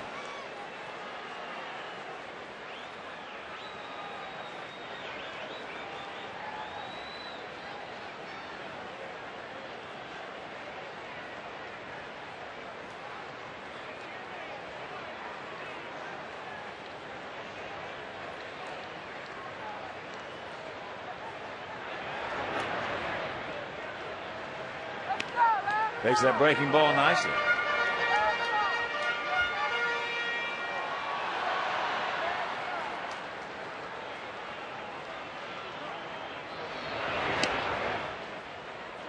And a strike.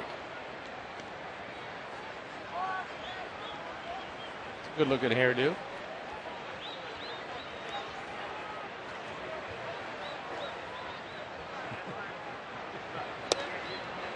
He doesn't do that very often. Takes a bad breaking ball low and away. 1-2 the count.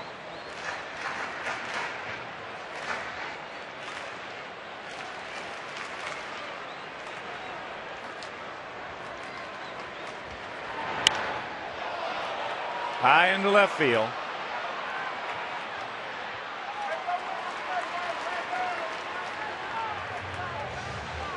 Right in front of the track, Damon hauls it in for out number 2, and that'll bring up Tomey. Cephas was signed as a minor league free agent by these Yankees back on March 10th of last year. Toronto originally signed him. Didn't do much with them. They traded him to the Mexican League, and then he came back and signed with the Yankees.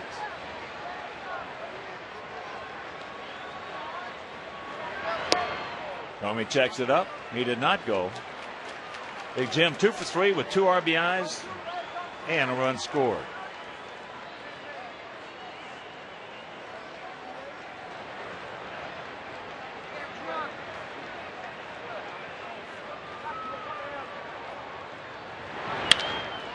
Ball hit hard, but Cano playing back in the outfield. Sucks it up, throws him out, and that's a quick 1-2-3 inning for Aceves.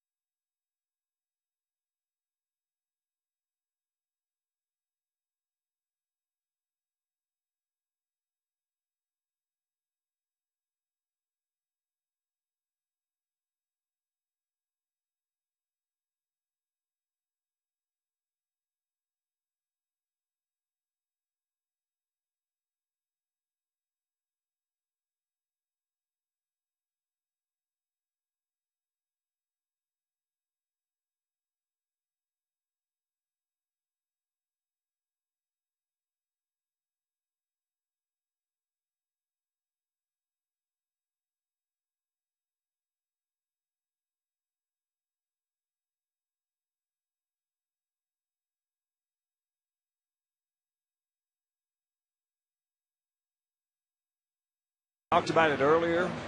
It's been a battle of the bullpens, and neither manager wanted this. No, but I know that this is what was going to happen tonight, and now it's just a question of the Sox bullpen with a 1-run lead, trying to nail it down, and Octavio Dotel comes in, and hopefully he's got his good stuff tonight, because he's got to go right through the heart of this very potent order. And for those of you just tuning in, beautiful lady sitting next is Lisa, Steve's lovely wife, who is one of the top divorce attorneys in Arizona. So you better mind your P's and Q's, young man. No doubt. 0-1 to count to Rodriguez, who is 2 for 3.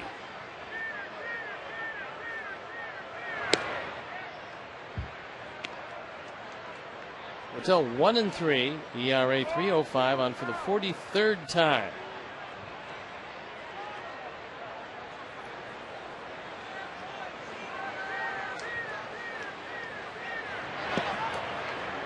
And there's a strike. In fact, we both got to mind our P's and Q's. You marrying Lisa, the top divorce attorney, and me marrying a Greek.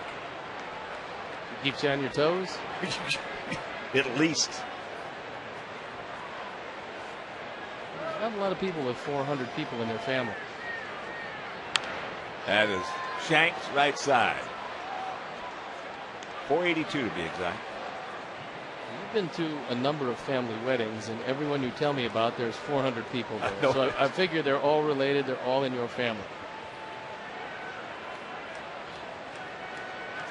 6-5 Sox here in the top of the 7th inning.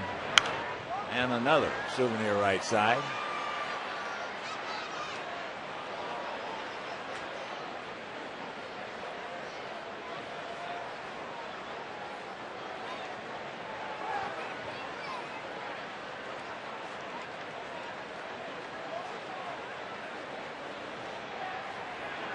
Rodriguez hitting at 252 as he stands up to the dish. Fouls that breaking ball away. Count hangs at 1-2. Either hard high or slow low. At that time, Rodriguez was unhappy that he didn't hit what he felt was a rolling breaking ball. It didn't have a lot of deception to it, and here comes the outside heater. Let's see if he swings through it. Has popped up. He almost swung through it. Hey kids, visit your friendly neighborhood Culver's restaurant and enter the Kid of the Game sweepstakes for your chance to announce play ball from the field prior to a White Sox home game. Visit your local Chicagoland or Northwest Indiana Culver's restaurant for details. Hideki Matsui, RBI single in the first, a double in the third. Went out to Quentin in the 5th. Second of 4 and second of 10 on this homestand, which encompasses 11 days, off day on Monday. The Angels coming in Tuesday, Wednesday, and Thursday. Of course, that will be Mark Burley Appreciation Series here at beautiful U.S. Cellular Field. So make your plans to be with us here Tuesday, Wednesday, Thursday. 3 games will feature a special ceremony honoring Mark's historic accomplishments. Get foul. Get foul. It will. Thank you very much. That ball was absolutely killed. A situation fairly late in the game where a home run can beat you, especially with Matsui, you just as soon stay away. I don't think he's going to be able to drive the ball out of the park in left center field, but he's really strong. And this ball is right down the middle, and he hits the daylights out of it. Fortunately, looking at just foul. The man you saw right before that pitch was Rocky Wirtz of the Chicago Blackhawks, and congratulations to him on a great year. Yes, indeed. First of many coming up. Congratulations to John McDonough. An exciting season of hockey. An exciting season. Here's Rocky. Had a chance to talk with him before the game tonight. Very excited about the prospects of his exceptionally young and very talented team.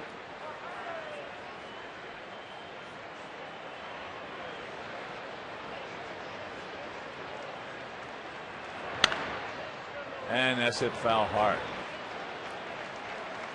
Yeah, but Tuesday, Wednesday, and Thursday, Angels in town for all those 3 games. Upper reserved seats will be available for $9. They're originally $23. That's in honor of Burley's 9 perfect innings. Lower reserved and bleacher seats will be available for $27, originally priced at $38 and $37 for the 27 consecutive Tampa Bay batters retired during that memorable game. As that's fouled, and that's not going to be playable. And then after the Halos, it'll be the Indians coming in for 3. Indians were leading last we looked 4-2. Hopefully that one holds up.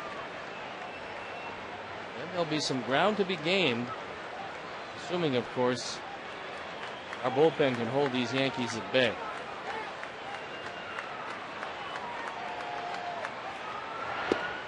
Drive the back door. One of the guys not here tonight, was not here last night, is Bobby Jenks. He's having some problems with kidney stones, and if you've ever had any of those, you'll realize that the last thing in the world you want to do is pitch. You've had some. I've had 4 of them. And that is high, high, and going into the seats.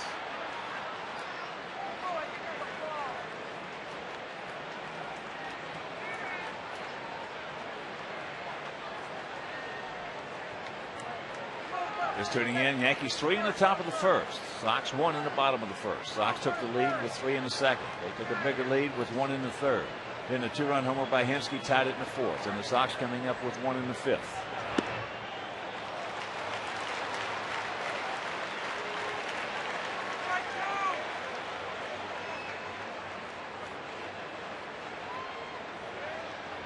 So the base on balls to Matsui, and it'll bring up Posada, who's 0 for 3. Last time Posada hit what would have been a tailor-made double play. Ground ball here. And it'll be the 8th time he's grounded into a double play.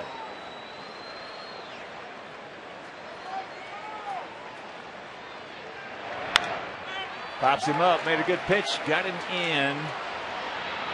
Now Quentin.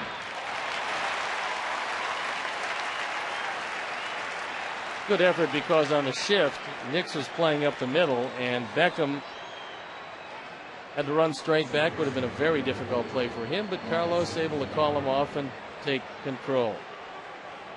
So here's Cano. Really a dangerous guy. Better young hitters in baseball.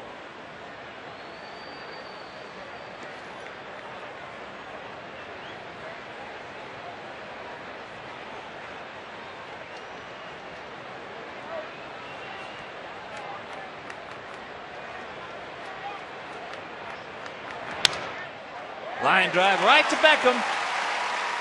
And that'll retire the side. 7th inning stretch. Sox lead it by 1.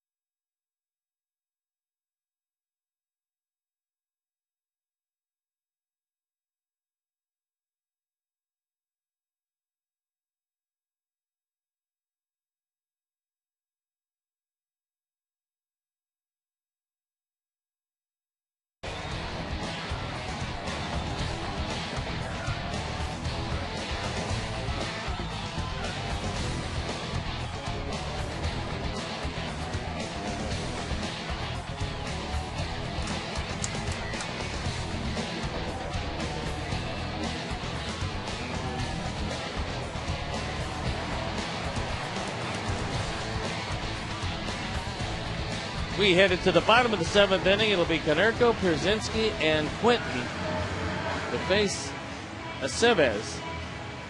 Sox have a 1-run lead. They've been out hit 10-9. Sox have made the only error of the game, but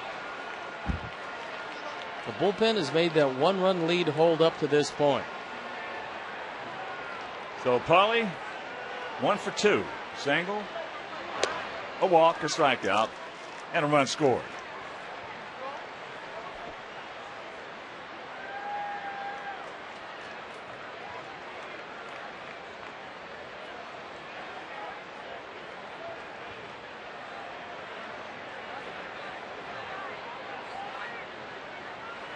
Outfield straight up, spread out.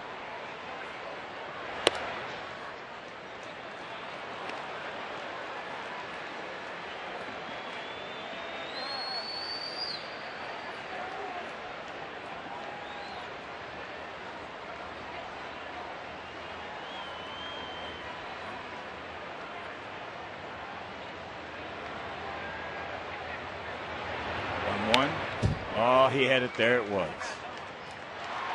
Well, after looking at a couple of sliders, Aceves knew that he was very fortunate to get away with that one. He wanted it inside, and he threw a fastball right down the middle.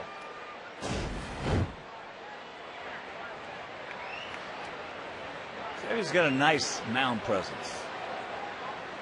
Looks like he's a little apprehensive at all.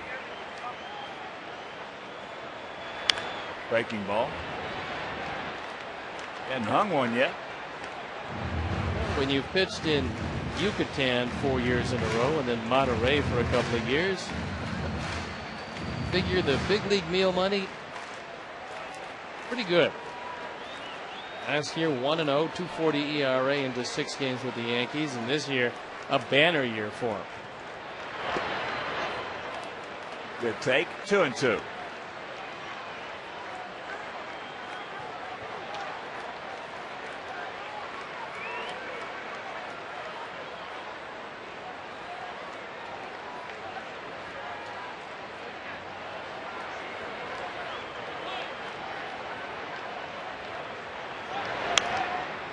Probably trying to go right with the pitch, just underneath it.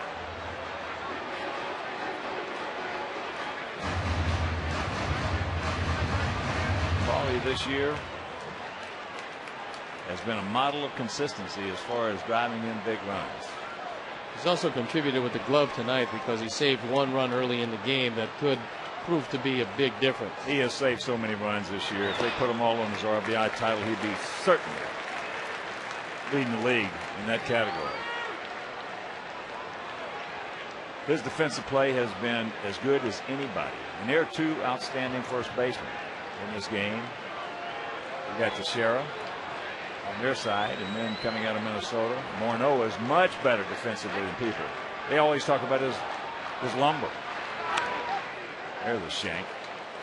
I don't know how Paul was able to fight that one off. It wasn't a strike, but he was going after Swisher. He had started his swing, and he figured, I'm going to see if I can hit Nick. Well, that's the Luke Appling ploy. Oh, aches and pains, Luscious Luke. Great White Sox shortstop for many years. He didn't like you, and you in the first base dugout, he'd try to hit you. Out in front. I asked him about that one time when he was a coach with us in Kansas City, and I said, is it true that if you didn't like somebody in that first base dugout, you really tried to hit him with a foul ball? He said, oh, yeah. Well, that was before they had the screen. Yeah. So if and they were mostly flat, too. They weren't sunken. Luke Appling hit .388 one year for us. Not bad. It's a good solid year. Probably only took a $2,500 cut because he didn't hit .400. There's a good at bat. The leadoff walk. He did that in the 5th, and we scored. 10-pitch at bat. He fought off some pretty good pitches. Finally induced Aceves to walk him. Luigi has worn out that left field line.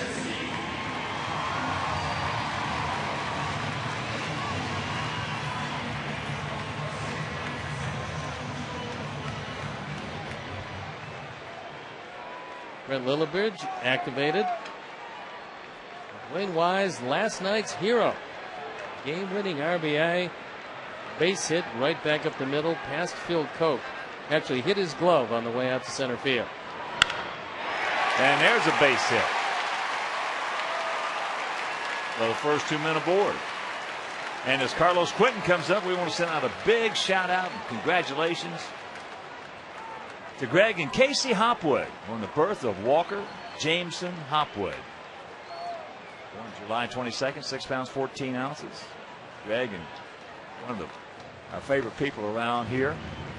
And you know who his grandparents are? The Hopwoods. No. The grandparents of the baby. Oh, didn't know that, no. Greg and Carmen Walker. How about that? I noticed you had a cigar the size of that baby. Yeah, I don't smoke it. You want it? That's a good one. Looks like it. Only the best for Greg and Casey. There's no doubt about it. So here's Quentin. A walk, a homer, and an RBI double.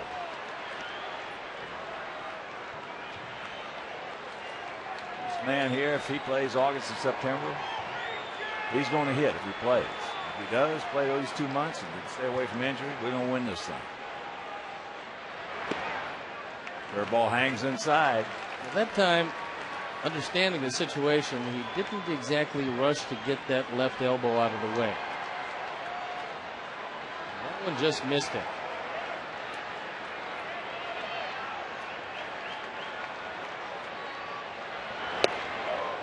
Nice slider right there. Late breaking slider. There's a big difference in a late breaking versus a normal one. Normal ones hitters don't mind too much unless it's on exactly the perfect spot. Late breakers, they hate them.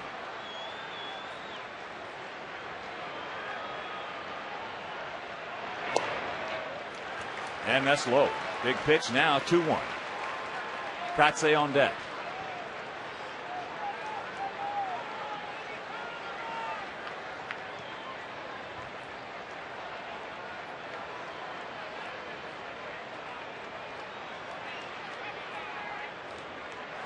Three balls and a strike. Don't help him out. He's got the catbird seat. Good effort by Posada, making sure that either Konerko nor Brzezinski could move up 90 feet.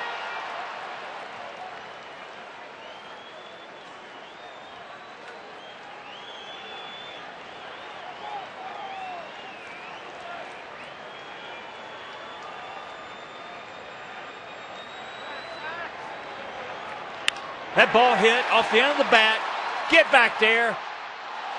And Damon jumps up, makes the catch. Caught it just towards the end of the bat. What a play by Damon. Well, terrific play by Johnny Damon, and Melky Cabrera asking if he's okay. Looks like he hit the fence with his left shoulder. Carlos hit this ball awfully hard. Unfortunately, it was a sinking line drive, and Johnny Damon had just enough time to get back. It turned him around, and at the top of his jump, he makes the play, hitting the wall awfully hard. That was a pretty big effort. Running head first into the wall. Falling, I should say, head first into the wall.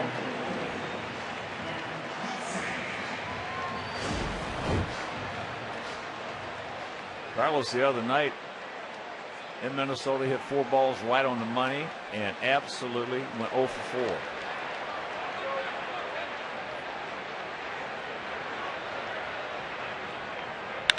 That ball hit high and deep. Back is Hinsky, right in front of the fence, hauls it in.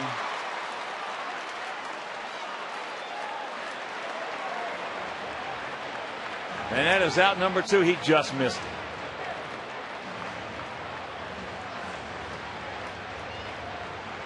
With runners at second and third, nobody out in the 5th inning, Mark Kotze lined it right at Cano. This time, he got a fastball out away and unfortunately caught it just off the end of the bat. Hinsky going as far back as he could go, making the catch, putting runners at the corners, but there are 2 outs. I got a feeling, just watching Kotze since he's joined us, I got a feeling this guy is going to be a big help. There's no doubt he can hit off the bench. He's just shaking his head because he's hit the ball awfully hard and has nothing to show for it since putting on that White Sox uniform. If he keeps swinging the bat this way, he's going to be a big help. Well, here's Nix. He's 0 for 2 with a walk and a run scored. Takes first pitch, breaking ball. Strike.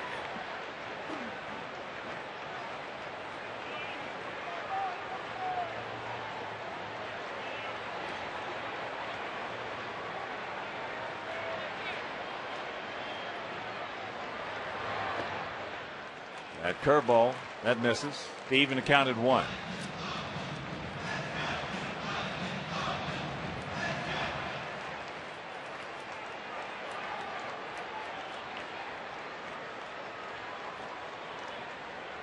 Stay on him, Jason. Stay on him. Short lead by AJ. He's not going anywhere.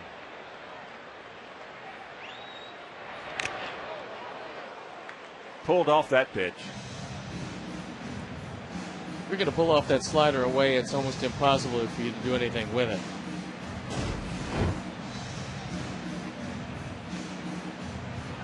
See him open up that left side, and when you do that, you get no coverage whatsoever on the outer portion of the plate.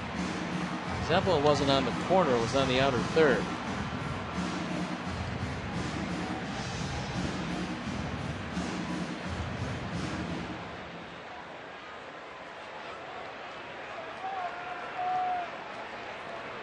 Gap out there in left center. Damon close to the line. 2 out, runners at the corners, and the 1-2 delivery.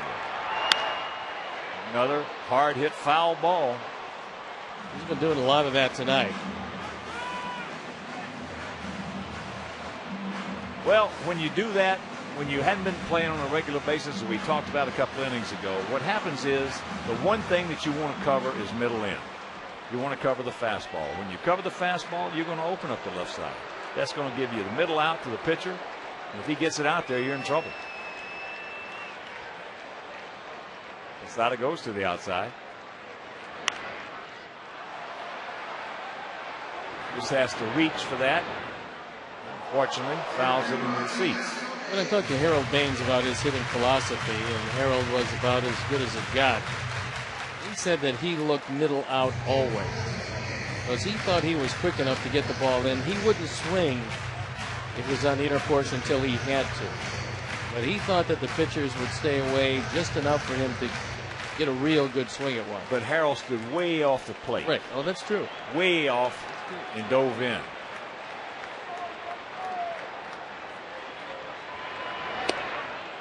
Good eye. And what Harold could do, because he stood that far off the plate and dove in, anything that was inside him, looked inside, was a ball. He took it. Harold was just a terrific clutch hitter. I mean, one of the best in baseball for many years.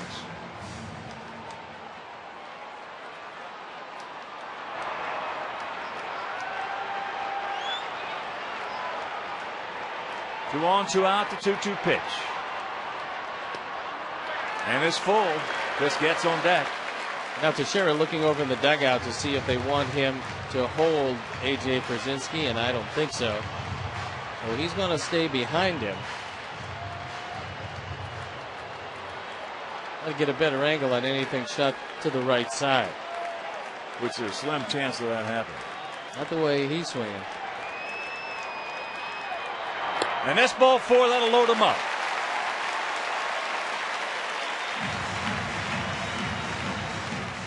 Nice at bat for Jason Nix, who battled off some pitches and finally got the base on balls. That's the second in the inning. Joe Girardi calling down to the bullpen. Probably wanting to get a left-hander up. He's only got one. Phil Coke threw last night. Dave Island, the pitching coach, comes out now. He's going to have a word with Aceves, and it's in order for the bullpen to get loosened up and ready to go. And it's a right-hander.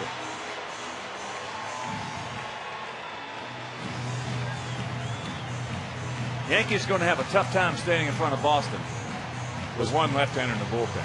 especially now with Victor Martinez, because that's a huge addition.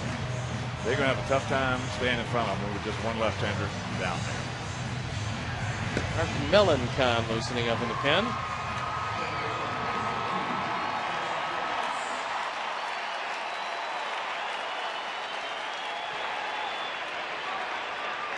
Well, Chris Getz 1 for 3.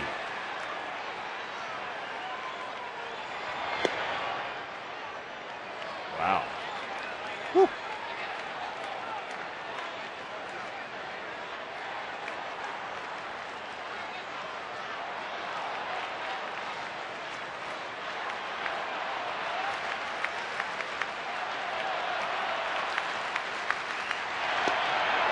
Change up.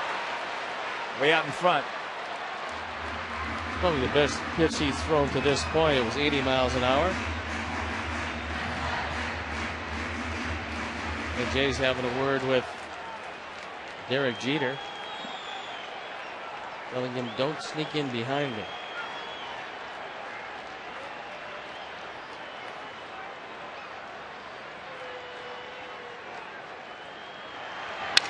Base hit. Right off the end of the bat. There comes Pauly. Here's a throw to the plate. Cut off. AJ scores. Sox lead at 8-5. Yes. Yes. RBI's 24 and 25 for Chris Getz. And it looked like one too many straight changes. He fooled him the first time, not that time. A broken bat base hit scores a pair. And that pitch was off the plate. It was low and away. It was about 6 inches outside.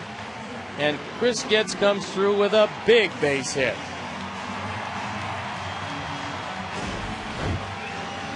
And we're not done yet.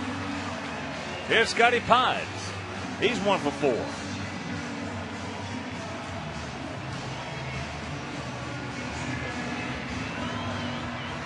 Lully's happy.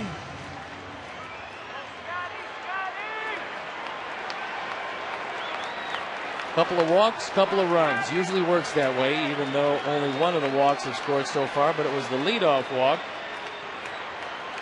that started things off. Well, Pauly's led off 2 innings with walks. In the 5th, he scored. Here in the 7th, he scored. We had another leadoff walk to Jason Nix in the 2nd. He scored. You have to start off an inning, and it's pretty tough to stop any team from not scoring.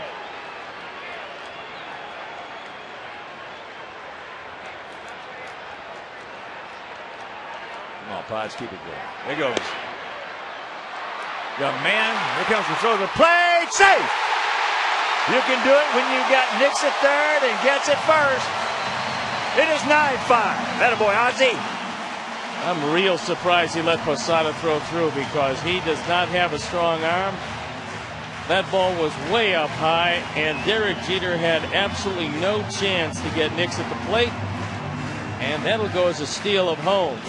In fact, it'll go as a double steal. Gets with real good speed. This throw is up. And Jeter doesn't make a good throw, but he was forced with a leaping grab at shortstop. Breaking ball, strike. And the count 1-1. Getz now 15 for 16 in stolen bases.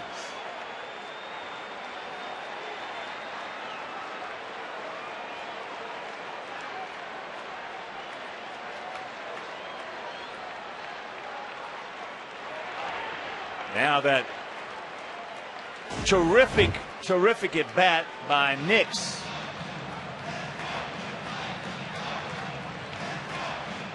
There's the high throw. Now watch. Jason just times it perfectly. Breaks. So he's 6 for 6.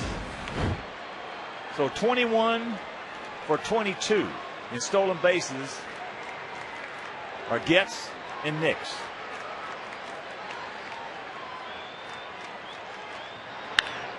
Hard hit off the glove. Bounces to Cabrera. Now here he comes, and a decent throw. He can't handle it. Getz scores. It is 10-5. That ball hit the bat, I believe, Hawk, at the plate.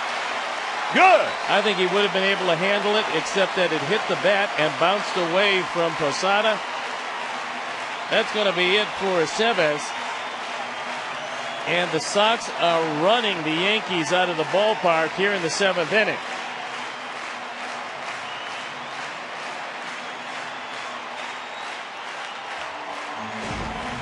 We'll watch it again as Posednik hits his ball awfully hard.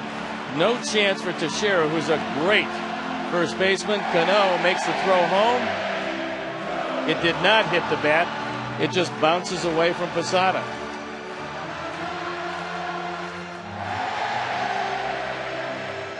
Now he got off to the side of it. Kind of surprised that Posada missed that one. All right. Sox lead at 10-5, and we'll be back.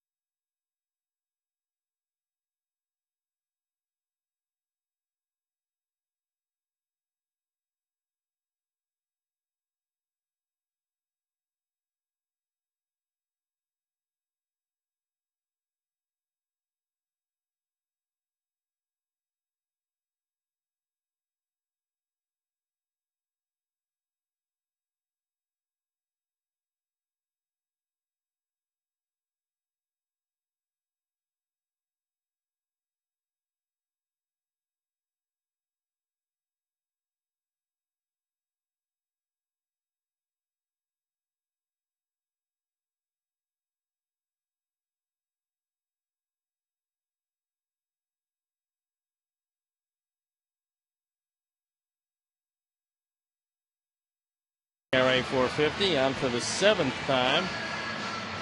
4 earned runs in 8 innings. He inherits Posednik at first base.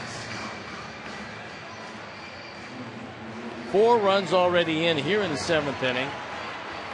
Lots have doubled up the Yankees 10-5. It's been a big 7th. And top of the 9th in Cleveland. That game tied at 5 with the Tigers.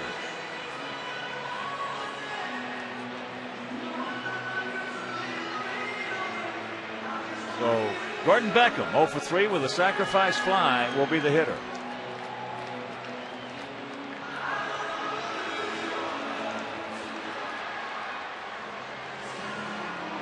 Marlins beat the Cubs 5-2 down in Fort Lauderdale.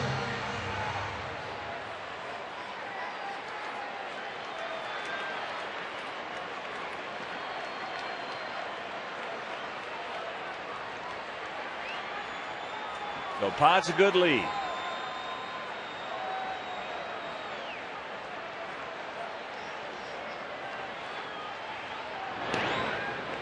Pod 16 for 22 in stolen bases.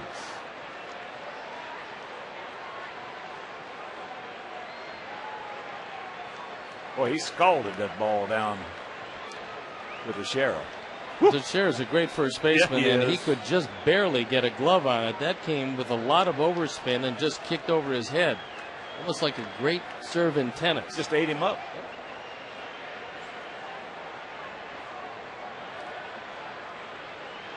Keep it going, Gordon. As he calls him Bacon. Keep it going, Bacon. That's up high.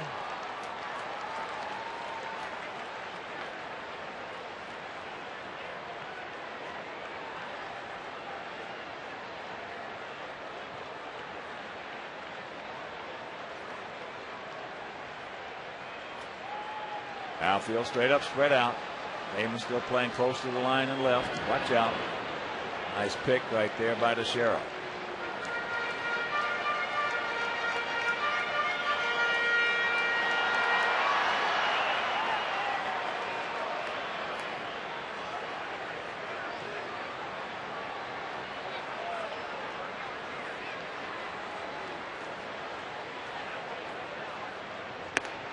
Whoa. 1-1 to count. Gordon decided that he was going to hit this one way up in the seats. That was a little too high for him.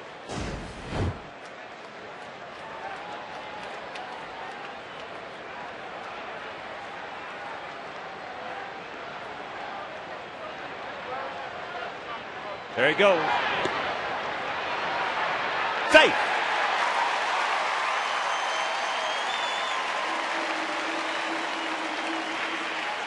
This has been a running bunch this inning.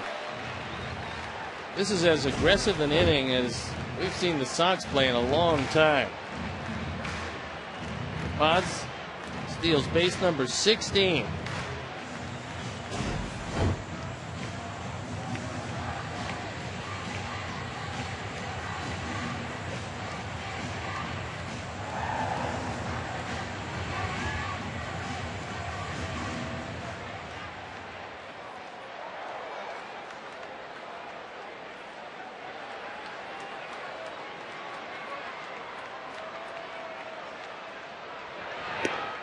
And that's up high, 2-2. 10, 12, and 1 for us, 5, 10, and 0 for them.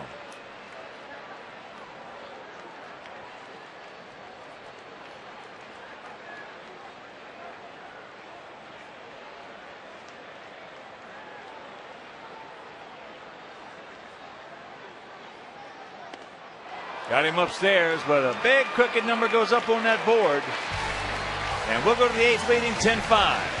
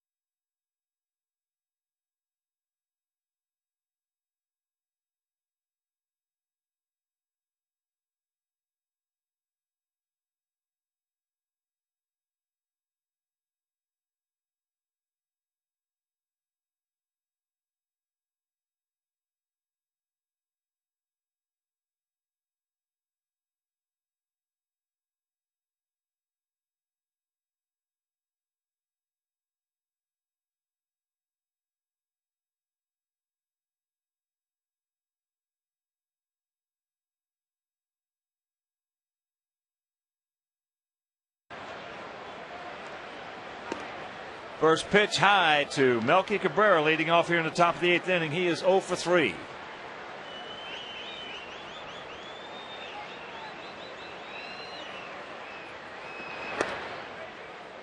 And the count 2-0.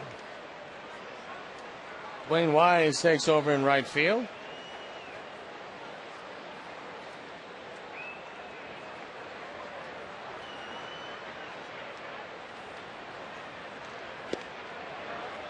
And there's a strike. 2-1 to count to Cabrera.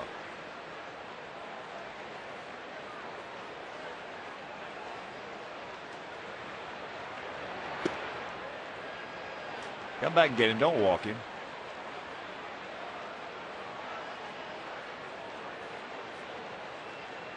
Two out, bottom of the ninth. Man at second in Cleveland. 5-5 tie with the Tigers. Not even close. Bullpen up and going for the Sox.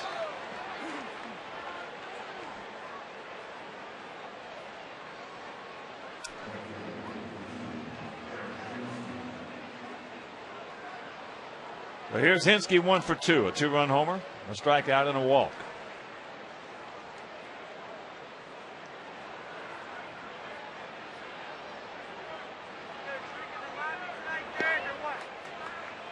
First pitch strike.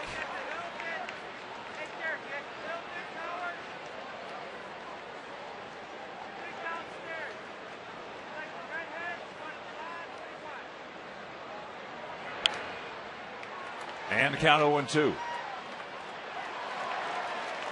Johnny Danks tomorrow afternoon against A.J. Burnett. Don't know how many tickets are available for that game, but you can call 866-SOX game and check it out. And there's some tickets we understand available for Sundays, not many. Mark Burley against C.C. Sabathia. He gone. Took something off the curveball. That's a Steve Stone pitch right there. Well, after setting him up with some good fastballs, he just throws as good a curveball as we've seen from Dotel, because he's almost abandoned that pitch. He's using a lot of fastballs. And not getting them over the plate. No, and when you're having trouble getting the ball over the plate, most pitchers will go to a breaking ball. I like the way he took something off that curveball. We had him well out in front. There was a spot he couldn't hit it anyway. So here's Jeter 1 for 4.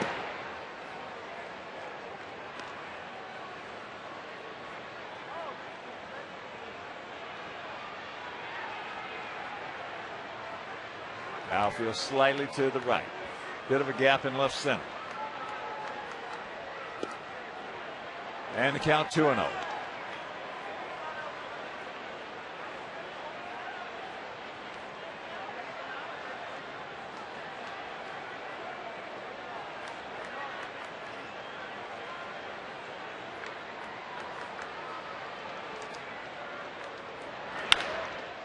Oh, yeah.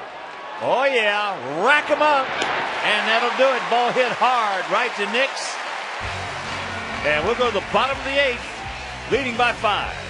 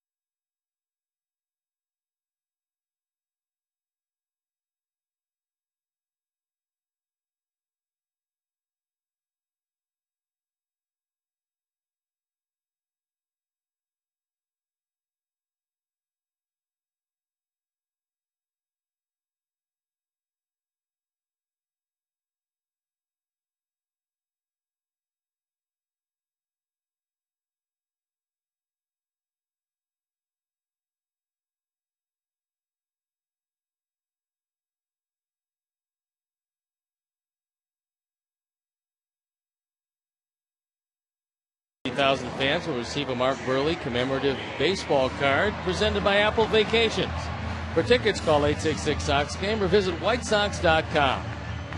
Well, extra innings in Minnesota in that 5-5 tie. Yeah, the Angels came back and tied that one. Extra innings in Cleveland in that 5-5 tie with the Tigers. Well, That's good. Detroit came back and tied that one. Here's Tomey. Big Jim fouls it away. He's 2 for 4. 2 big RBIs in the second. He also singled and scored in the first. Well, now we just like to see him go 14 to 15 each. Run through their pitching staffs? Oh, yeah. 0-2 the count. Cleveland best get a run while they can. There's not much in that pen. Pin? Yeah.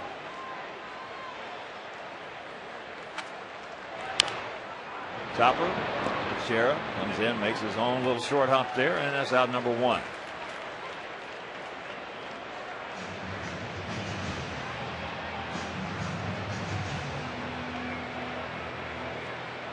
So here comes Paulie. Paulie, 1 for 2, but he has had 2 terrific at bats. The walk leading off the 5th led to 1 run. A walk leading off the 7th that led to 4 runs. Of course, one of the big key at bats in this game has been Jason Nix with 2 out, throwing that bases loaded walk to extend the inning in the 7th. Then the big 2-run single by Getz and the RBI single by Scotty Pies.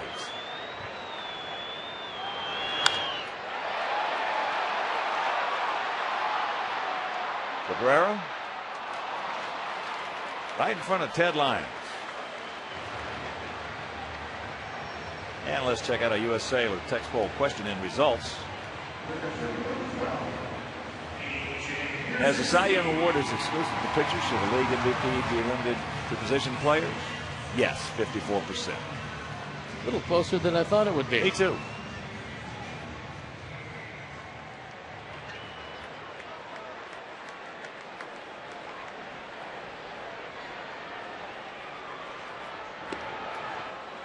AJ takes strike 1. He is 3 for 4 tonight with an RBI and a single. Tigers now have a runner at third, 1 out in the top of the 10th. Brandon Inge hit a line drive in the right field. Shin Sin Chu tried to come in, make the catch, hit him right in the knee. That'll leave a mark. And he's got his 4th hit.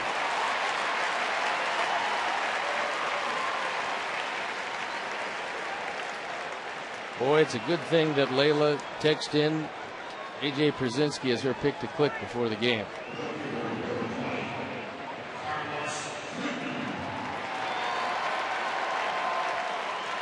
Layla's good at that.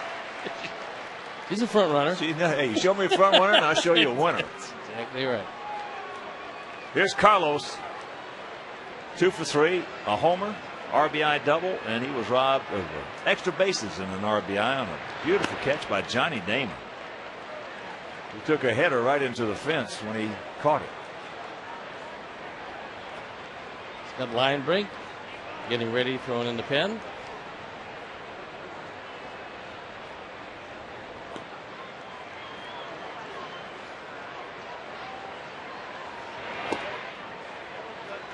And after the game, stay tuned for the WGN Evening News with Mark Sapulsa, Micah Mater, Tom Skilling with the weather, and Rich King with everything and anything you want to know about the world of sports.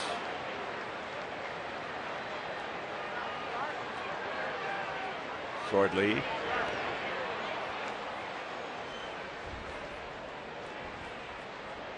Carlos walked in the first. He homered in the third. That RBI double in the 5th, and then that brilliant catch by Damon. That, at the time, turned out to be a heck of a play. Until the walk by Nix to load him up, and then the 2-run single by Getz. 2 out of the last 3 games, Carlos has swung the bat probably as well as he swung it last year. And that's a very good sign.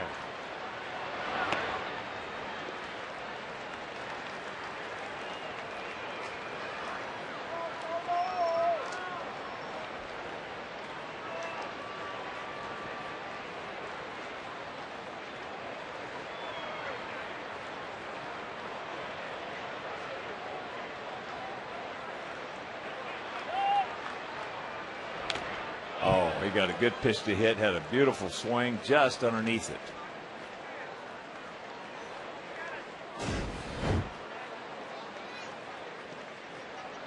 That's what's known as a hanger. Woo! Just underneath that thing. He is short, quick, and mighty powerful. Let him walk, bro. Let him walk.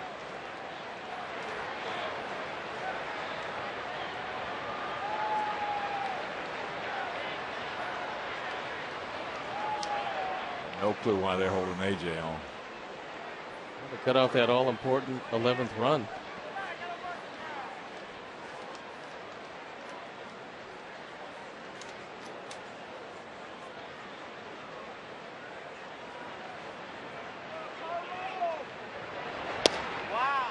Got him.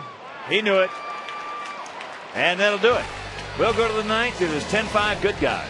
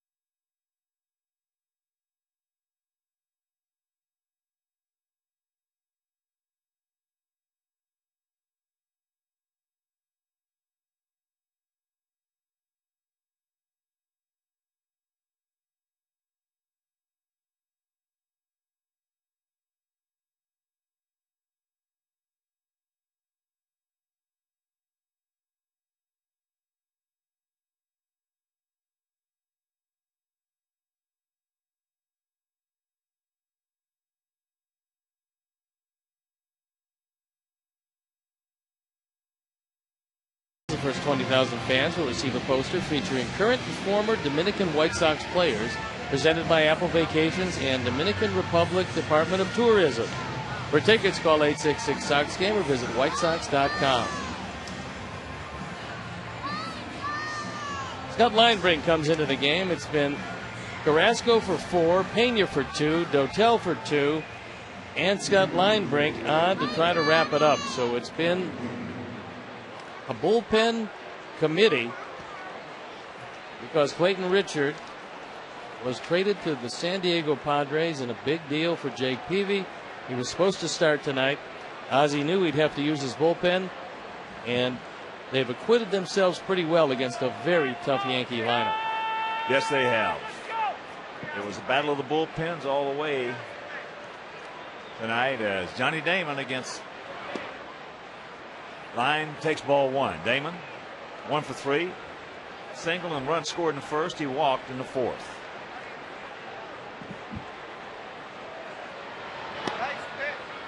Tigers did not score in the top of the 10th. That's good. Indians have anybody left to drive home a run? Grady Sizemore at the plate right now. There's a get over though. They got by Paulie, so the leadoff single.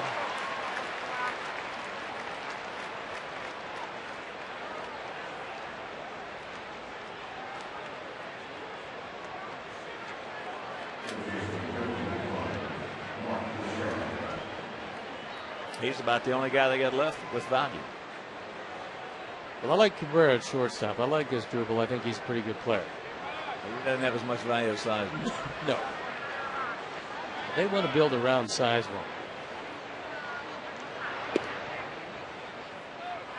And they got a lot of building to do. They need a lot of Legos, man. Well, they got a lot of young players in return for their deals. And, of course, as we know, the only guarantee is they're going to get older.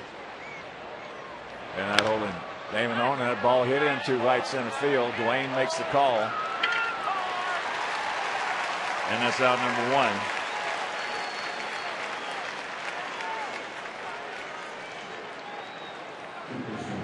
Teixeira now 1 for 5 with that RBI double and run scored in the first. And here's Rodriguez, who's 2 for 4.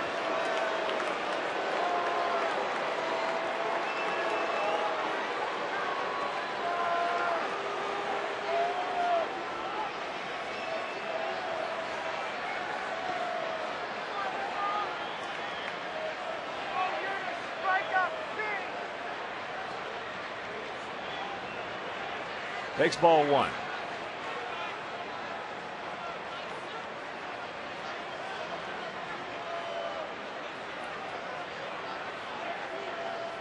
As Dubal Cabrera tonight, 2-run homer and an RBI double, 2 for 5. He's a good player. I like he him. had a bad year. He had that ball into left field.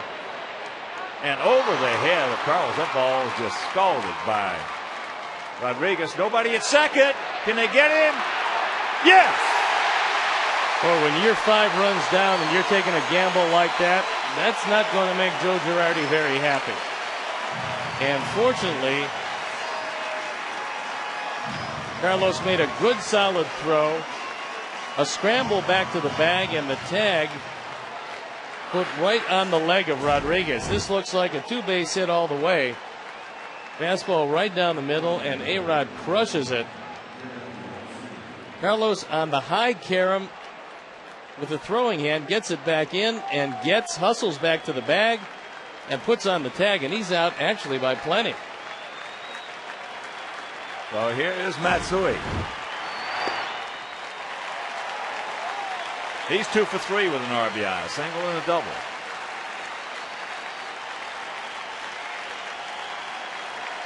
You don't see many singles 7-6-4 putouts. Actually, Chris was fortunate to pick it up and get back to the bag. Yeah.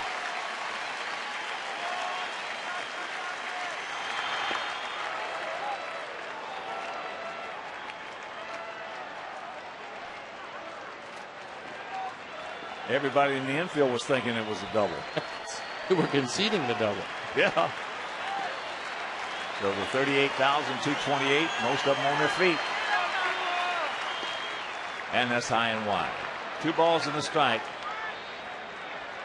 For the 35-year-old veteran who's been a terrific player. Coming over from the Tokyo Giants. Was his nickname over there? Godzilla. You can understand it. He's real strong.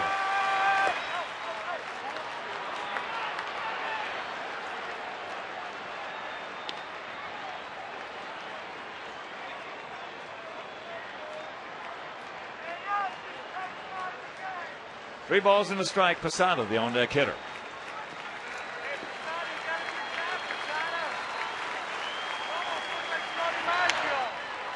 And a full count.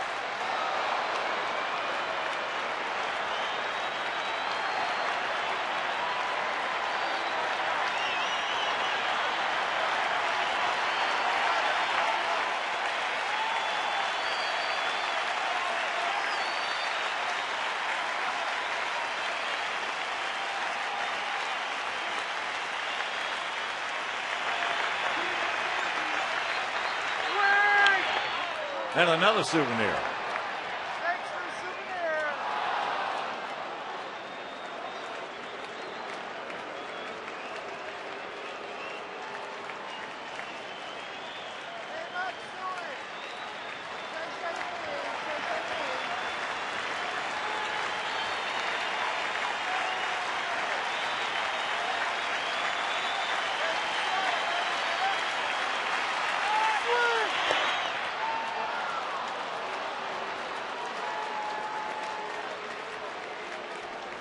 So the base on balls, and here comes Posada. Jorge, 0 for 4 tonight.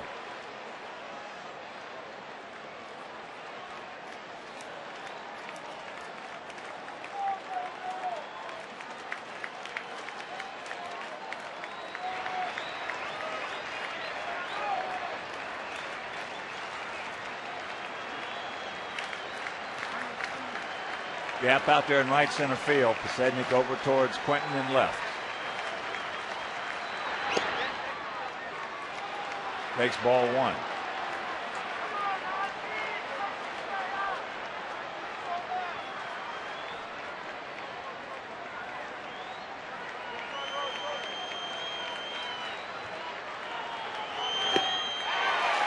Goes through that one.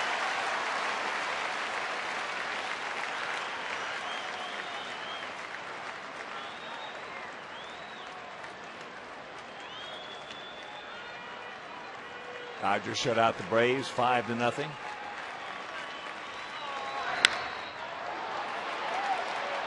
High into left field. When it comes down, this ball game will be over.